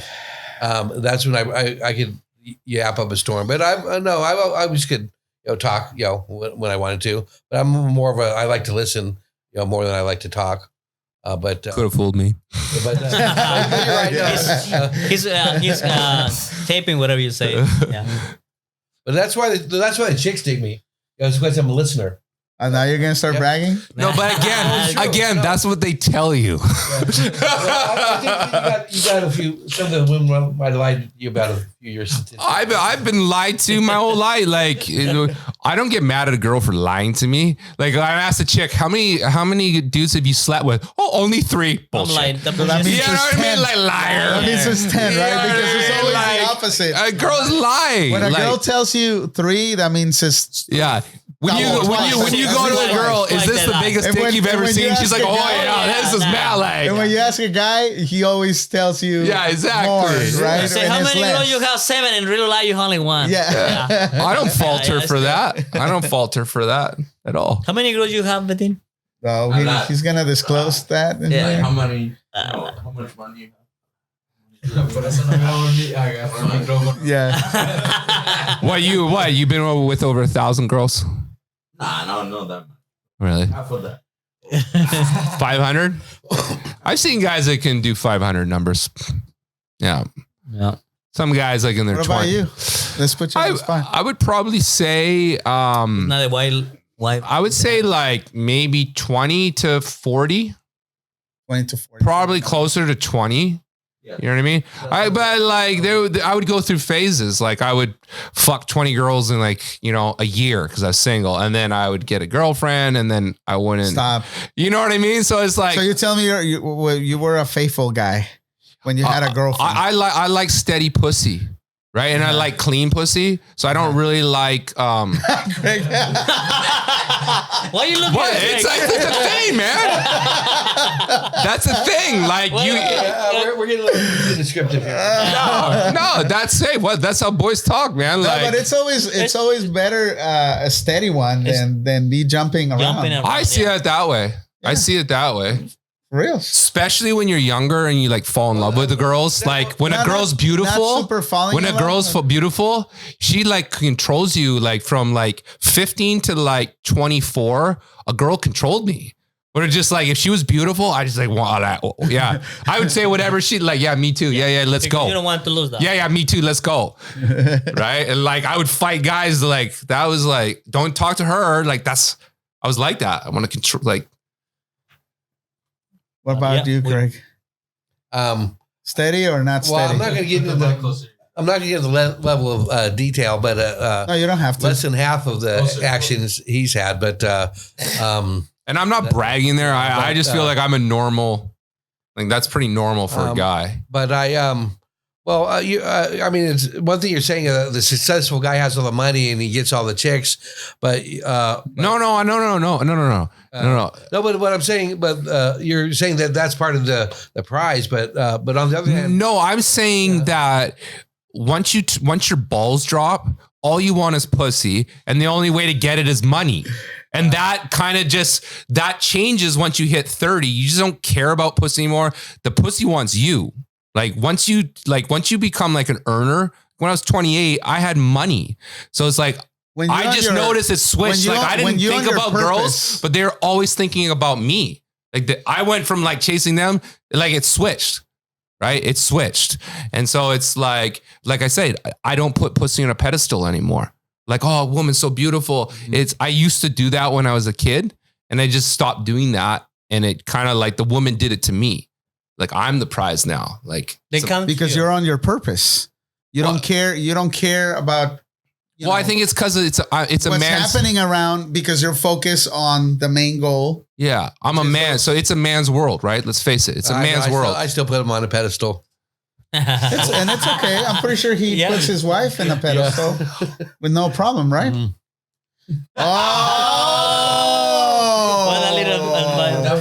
Whoa! And my wife's got it good. But I don't feed a delusion like I did. So like the princess syndrome. Uh-huh. So like making a girl feel like she's better than other girls. Like, oh, you're so special. No, but there's not another one of you around. I know what you do. I tell you what, when you guys get older and she gets older, even though you might not think she's maybe as attractive, you're still going to tell her that she's very attractive, and you're going to compliment her. Maybe not. Okay, if she is. So if she is. Well, everybody okay, in general. Okay. Think about this. I heard a guy saying this the other day.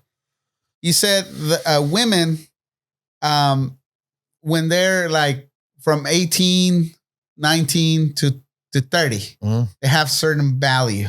Mm-hmm. And men get more value with time if they're successful with mm-hmm. money. Right. Do you feel it? Do you see it that way, Kyle? No. That girls after 30, they start losing value? No.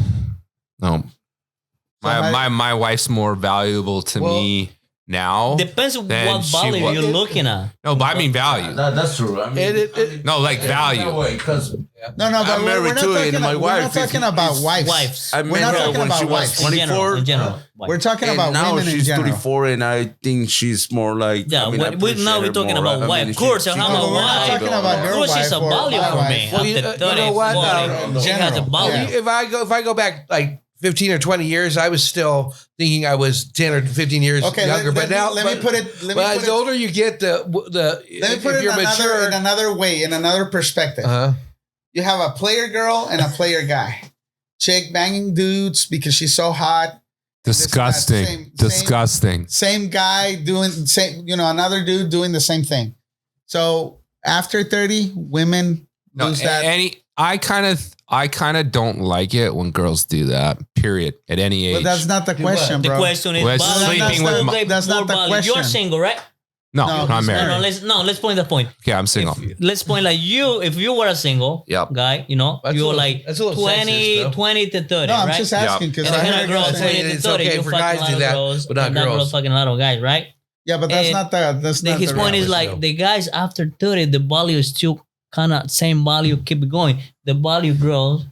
In their head, but if a 30-year-old's acting like that, it's kind of sad. No, I don't think that's true because but you're not seeing what I'm saying. I think it's all how I don't think the age is that important because it's how confident and how the kind of person they are because there's women in their 50s, 60s, for God's sake, they can be sexier. Disgusting. No. I ain't fucking I couldn't get my dick hard for 60 years. No. It's disgusting. That's crazy talk. This is disgusting. No, when you get when you get older?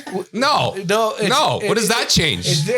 No, it doesn't. So what's going to happen to your wife? We probably gonna stop fucking around 60. Period. No, if a 6-year-old, if she doesn't look a certain way, like you got to look a certain way to get my dick hard. Like my dick doesn't get hard for old people. I think it's gross. Like damn, if you watch old people porn, no, seriously, if you watch old people porn, you're a sicko. You're fucking sick, man. Like something wrong with you. Like I like midget porn. Oh, you're sick. You're a sicko. You're a sicko. Just kidding, people. Just kidding. How old are you? I'm 41. 41. Okay. Well, when you're in your mid 50s, the women's attractiveness will follow with your age. It's like that age will go up higher and you'll appreciate. No, I think 50's still like Demi Moore, still fuckable. I'm talking more like 60 and up. It's kind of like, it's hard to find a good looking 6-year-old. That is what I'm saying. Right? I'm not saying they're not out there. Okay, it's just I'm older, so I'm drawing the line. I'm drawing. Hey, Chewy. I love my. Well, anyway. I've watched midget porns. I'm kind of like, it's not like old people fucking. Like old people are like, oh, geez. Midget porn, you're like, oh, well. Like, look at him go. He's really getting in there. Good job. You can kind of get into it. Like, yeah, get him. You kind of start rooting for them. Oh, my God. That was funny as shit. Yeah, but yeah, people, and maybe I shouldn't say 60, but like, you know what I mean? Like when you start to look a certain way, it's just gross. Cover it up. Turn off the light. Exactly. Well, the thing is, rubbing itself. The thing is, when a man turns like 60, under 50, 60, or still like kind of like looking good. No, I mean, but girls always go like, after 50, it's like I agree with that. So that's what I was saying. It's like if you're on your purpose and you're making money, it's like a man. As a man, you have more value than if. So what you're saying is a woman is a depreciating asset. Exactly. That's I ain't agreeing to that. I'm not saying it. I just hear a guy talking about it. Well, I hear a bunch of guys in here talking about it. It probably it's not fair. Probably need a couple of women in here to set some of these attitudes straight. Because very misogynist group in here, especially you, Kyle. But I'm saying, and this is heartfelt, my wife is an appreciating asset. Like she appreciates in value. Like she's more value to me than she was last year. Like the information she's learning by being around, like you get valuable by being around me. It's that simple. Like the more you're around me, the more valuable you are to me. So she's getting more valuable.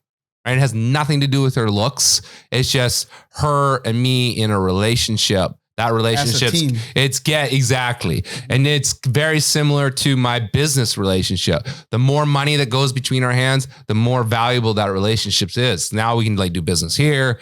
It's kind of like a relationship, not a woman, a relationship. It's like so valuable.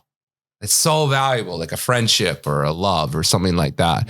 And so a woman on her own, she's appreciating assets. You know what I mean? Like they got a good, I know you're saying we shouldn't talk like that because it's a generalization. It's a generalization, but it kind of is true. Like girls that are 30 are hotter than girls that are 40 and girls that are 40 are hotter than girls that are 50. It's kind of like that, but I don't consider women generalized. I consider it's like I am with dudes. If you're my business partner, we're tight. And if you were not, I don't care about you. Mm-hmm. Like, and I'm like that with women. Like, I just don't care about them unless they're in the, you know what I mean? Circle. Yeah. And it's like, you don't get in that circle by sleeping with a lot of dudes. So like, that's a question I asked if I started dating a girl when I was younger. I asked that all the time. How many dudes you slept with? Right? Because the chick's going to fucking like, I don't know. I've been partying with so many, like, I'm out. But you're only gonna know that until you're sleeping with her. No, you can never know. The older you get, dude, I can spot now at 41. When I was his age, yeah, you're right. I couldn't do it. Yeah. 41, bro, I can spot a slut like a mile away. Like, boom, there's the one. Like that, like it's weakness, right? It's a form of it's just like with dudes, you can see the weasel guy. Oh, that guy's gonna not show up on time. I can spot him. I've just been in the game so long. It's like a look, like, all right, it's kind of like class. You can see class is real. Like this is a class. He's from this class. So it's like I can spot that. And chicks are like that. There's sluts, high class, low, like it's all. And so now I'm older. I can spot that. Sometimes you can tell like which girls have sleeping with more guys than the others. It's easy, man. By the way, how? It's a weakness. It's weakness. You can smell weakness, desperation, weakness, you know. An easily manipulated mind is easy to see. You know what I mean? Easy thing. Like you can pick the guys who are going to fall for the timeshare pitch or the, you know what I mean? Like you can spot them. And Craig is like, but we don't get you. No, I get it. It's just like I'm very cynical. It's just like I don't fall for pitches, and it's just like no, you're not that guy. Yeah. But that guy, there's the guys out there, and you can like, especially if you're in sales, it's like. Kind of a manipulator. So you like learn like, oh, this one's going to be easy to take all the money. Like this guy's going to be he's a little sharper. Like Craig's a hard sell. Like, oh, fuck, here we go. You know, most people just like look over here and sign right here. I think we're both hard sells. To be a salesperson is a really tough job, but it has a good benefits. You get a good benefit to be a salesperson. Yeah, we have a lot of salespeople coming in here. Hey, but we are like business wise, it's like we're deal closers. Yeah, that's what. No. Usually, I get somebody in my office. There's levels to that, though. Yeah, of course. Like levels to closing. Everything. Yeah, like everything. There's levels to closing, and it's an art. Well, your all your projects are pretty big, buddy, for the most part. Our biggest projects probably topped out at what $20,000-$30,000 or something. Overall, I guess some cumulatively more than that. But you know what the biggest difference between us is? It's not the amount; it's the who. You're closing businesses. I'm closing people. That's what I was going to say. And the top level salespeople close people. Yeah, we're largely business. It's a different psychology. It's a different psychology when it's their money versus the business's money. Yeah. Like learning to take money from like walking in a stranger's house and taking all the money from the house is a lot different than the guy walking in here. Hey, I got to start a new business. I need some sticker. Do you ever do cold sales? Yeah. I did time sales. Now in your business. Yeah. You every day. How do you call people out of the blue? How do you call people out of the blue? Or so I buy lists. Okay. Yeah, I buy a lot of lists. And then how successful are you at that? What percentage wise do you close? Cold call? Yeah. Probably like 5%. If you called me, 80%. So if you saw me on TV and you're like, hey, I want you to come to my house, I close you 80%. Yeah. 80%. If I just called you and you don't know who I am, I close 5%. See, that's that's almost. I mean, that's something. That's what would happen to you guys if you blew up and went on TV. You blew up and went on TV. Your closing ratio would be like you'd just be printing money. Yeah, it'd just be printing money. You wouldn't even close. Like you would have sales that just be a different level. And that's once you get to that level, that's where the competitions. Like that's where everything escalates. Is when you guys aren't closing and you've got 3 guys close. Like I got 2 sales guys now. Okay. So like that's how I got from the 2 million to the 5 million. And then if I want to get to the 5 million to the 10, I got to have 4 sales guys. And each one of those notches, it's like a different psychology. It's like more ruthless because those sales guys, they're not your friends. They don't own shares in your bed. Yeah. They're kind of trying to they're like middlemen. That's where we're limited because we only do so much sales. I mean, we have some people doing sales for us on the side. But imagine if you had 4 sales guys going across California. Ooh. TV ads running every day. Sales guys chasing leads. Oh, man. 10 mil a year, easy. And Lamborghini. Yeah, you'd 100% have a Lamborghini. You will sell your Craig. Orange. I already have my luxury German sport coupe. That's good, Craig. But it's not about you; it's about the business. Yeah, like if your business, if someone sees a Panda on a Lamborghini, they're fucking gonna pull out the phone. Who's this guy? It's just about that. Like that's the game. The pink Gucci wallet. It's all version. Who the fuck does this guy think he is? Yeah, I made you look. It's like now you know who I am, and I don't know who you are, bro. You have a Gucci wallet? Yeah. See right now, he's gonna look like you gotta look, big. Okay. You gotta look. It's just like hey, I was wearing pink when I was 8. It's okay. It's the tattoo. Yeah. Why did you do that? To make the girl look. You gotta look. What the fuck's he got on his arms? No, tell him the real story behind that tattoo, man. Tell him your story about that tattoo. About that tattoo? Yeah. No. It all started when I lost my dad. I mean, it was like, I was with so much pain on my heart. So it was like, I can't control it. I was like getting crazy on it. And I decided to feel the pain with something else. And I just started. That's what a lot of prison guys do.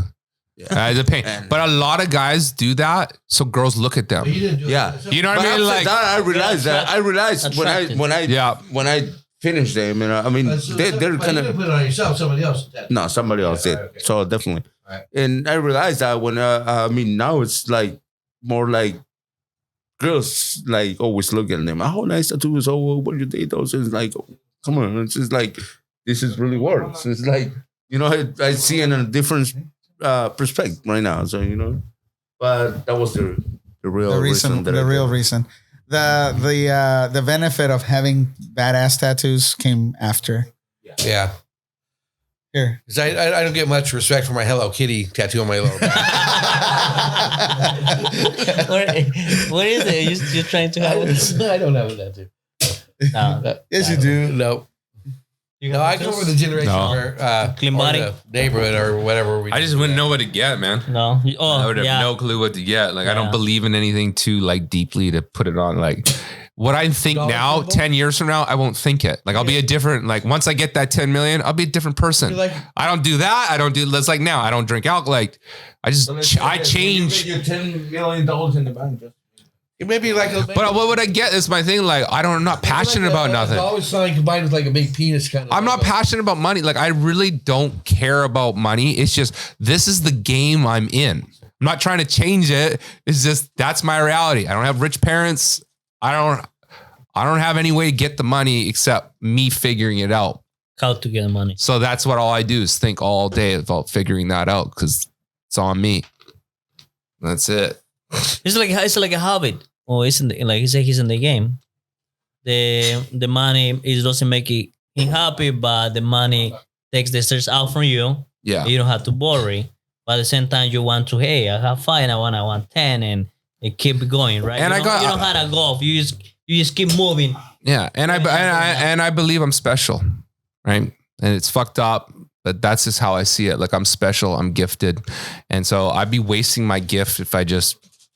You know what I mean? Like I want to put that. How do you find out that you got a gift? When I was smarter than my teachers in school.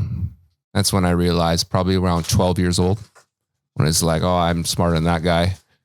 And then I started working, and then I'd be like, oh, I'm smarter than my boss. And then it's just like, I got to just kind of like that. So I think so. Everyone we had a gift, Of course, everybody does. but if not everybody had to know how to use that gift. Or believe it, like truly believe it. I truly believe, like, I'm not like bullshitting, like, oh, I'm special. I truly believe I'm gifted. And like, I see it with my son. Like when I take my son to the boxing gym, he's 5 years old. He's fighting 8-year-olds. He's gifted, right? He's smarter than them. He's more physically gifted. When I played hockey, I was 15. They put me with the 21-year-olds. Like I'm just gifted in that way. Like things come easy to me. I can see things clearly. So it's like my son's got it. And it's like, I'm teaching him to like believe in, like somebody told me that and I'm passing that on. So you need somebody. I do believe everyone's special in their own way, but you really gotta like, you can't fake it. Like if you're not special, I'm just special in a certain area. But the reason I believe it is somebody told me like, you're special, right? I don't know. Like, yeah, dude. Like I had like friends around me telling me that stuff. So so you started when you start working out. Okay, it's true. I'm a special. Just when you try to find out. Okay, they told me I'm a special in this and special in that. I gotta work in that and see if I'm a special. But it's not so much. You feel special because they told you because you're more. It's not so much that people tells you you're special. You kind of start realizing that you're good. Let's not call it special. Let's call it. Shit comes easy to you and you're in very certain areas. Yes. Now I'm very unspecial in a lot of things, but like there's one or two things I'm like, boom, I can beat that guy. Yeah. It's more like that. Like, you can't beat me at this. And it's like, I just want to hyper focus on that. Like, I want to see how far I can take that. Like, how special am I? 10 million special, 100 million special, but I don't want to waste the gift. I want to just see how much. And the other thing too, it's a lot of people is good doing stuff, but they're not good capitalizing on what the skill they have. Or the advantage they have. It's like piano playing. I think it's a gift. No matter what, I couldn't learn piano. Like it's a gift. Like you either have that, you don't. You could teach me for 10 hours every day. It's not going to go in, man. I'm dumb like that. So it's like that. It's just like, you got to know what your little thing is. And I just figured it out around 12, 13. Right. And it's not like I was like, I'm Jesus. It's just more like, you can't do this. You can't figure out how to I'd figure out how to pay my friend's dad's rent.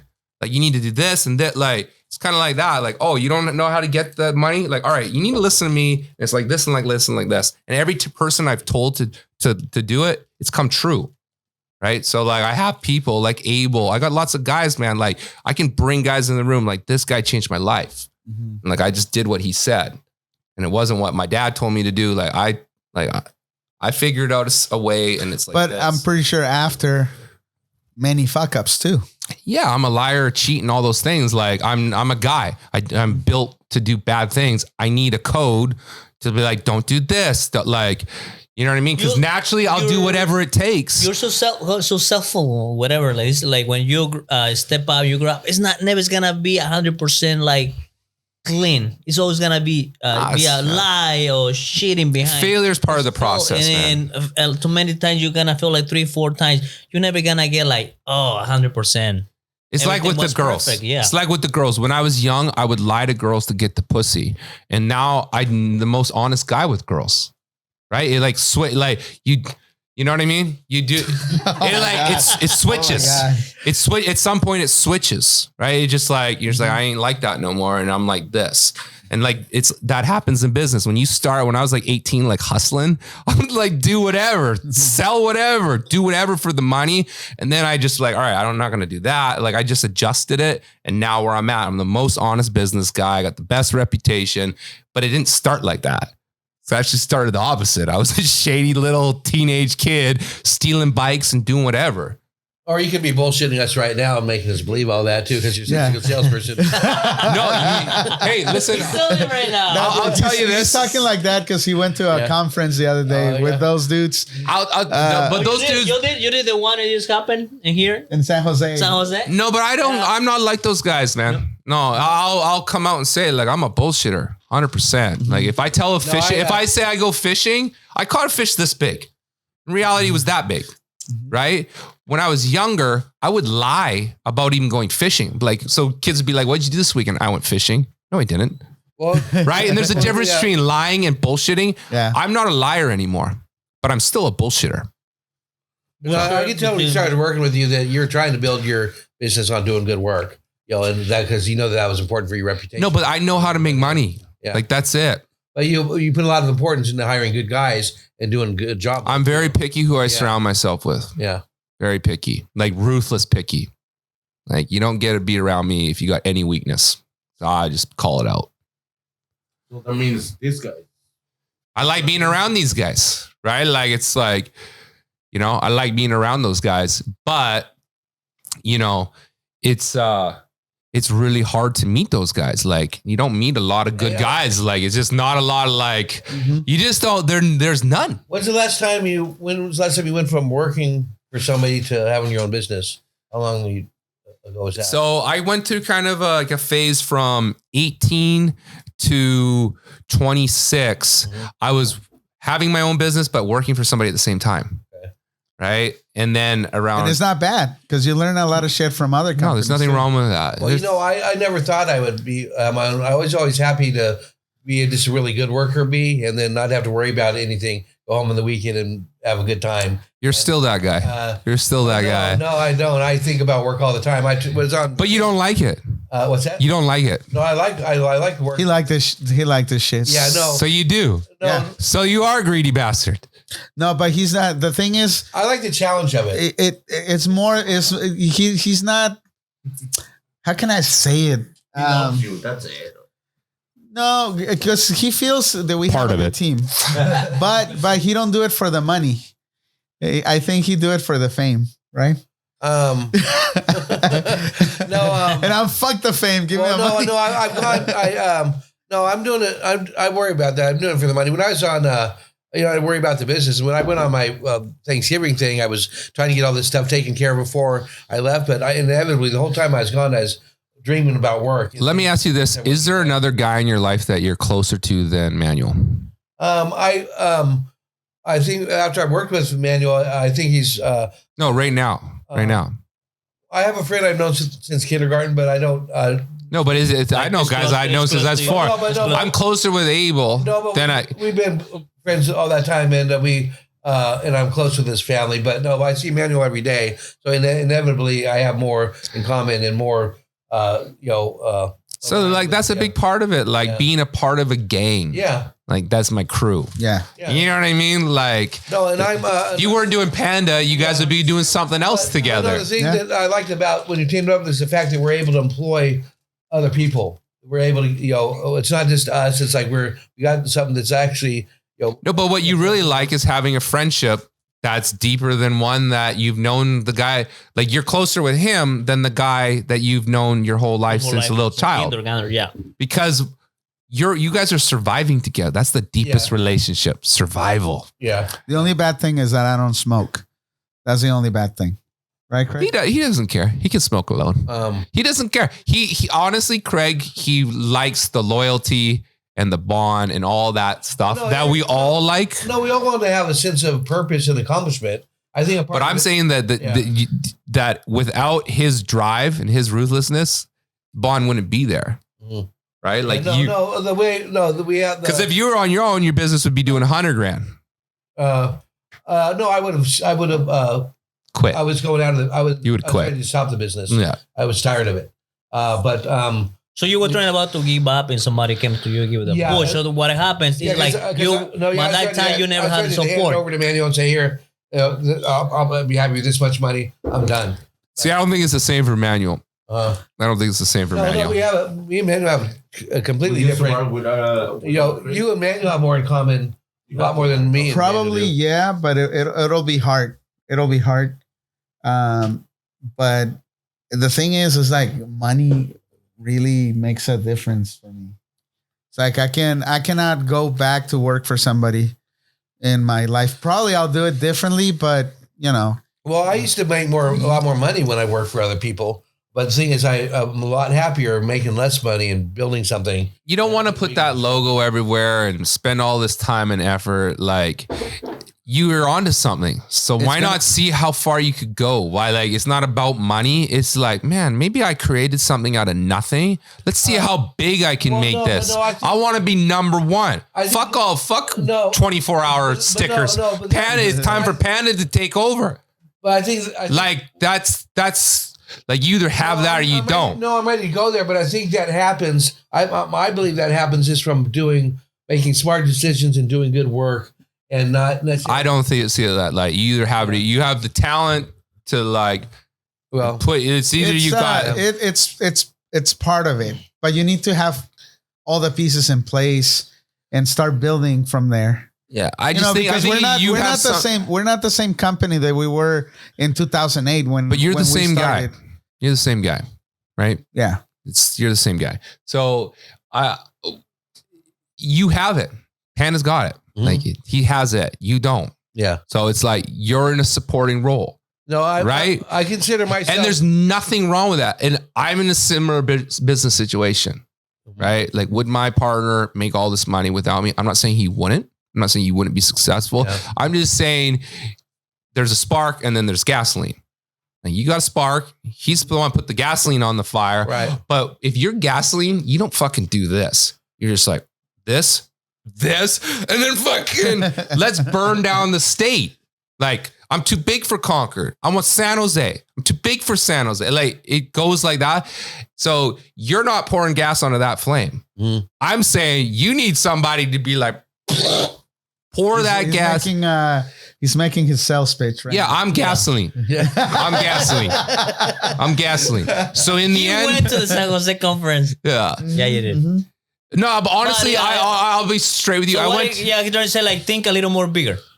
Yeah, no, those guys are good, but I disagree with those guys. So those guys are all the losers in the stand. You can be rich. Okay, fuck you, bro. Like, tell it like it is. That guy's never gonna be fucking rich. You know what I mean? Like, I'm not a liar. Those guys, they're getting rich from telling. No, but they're lying to sell. Yeah. I bullshit to sell, and there's a distinct difference, right? I'm not that guy. Like, I'm not guy. My kids are gonna look a lot different than that guy's kids. Right? My kids are going to be real motherfuckers. That guy's kids are going to be fake little pricks. Right? You lie to people and manipulate people like that. Women, guys do it to women to go to the ugly girl. You're so beautiful. Oh, I've never seen a girl so like, dude, fuck, come on. Everybody. You know what I mean? Like, I'll bullshit a girl, but I'm not going to lie to a girl. Right? And then I'm kind of like that. Like, I won't lie.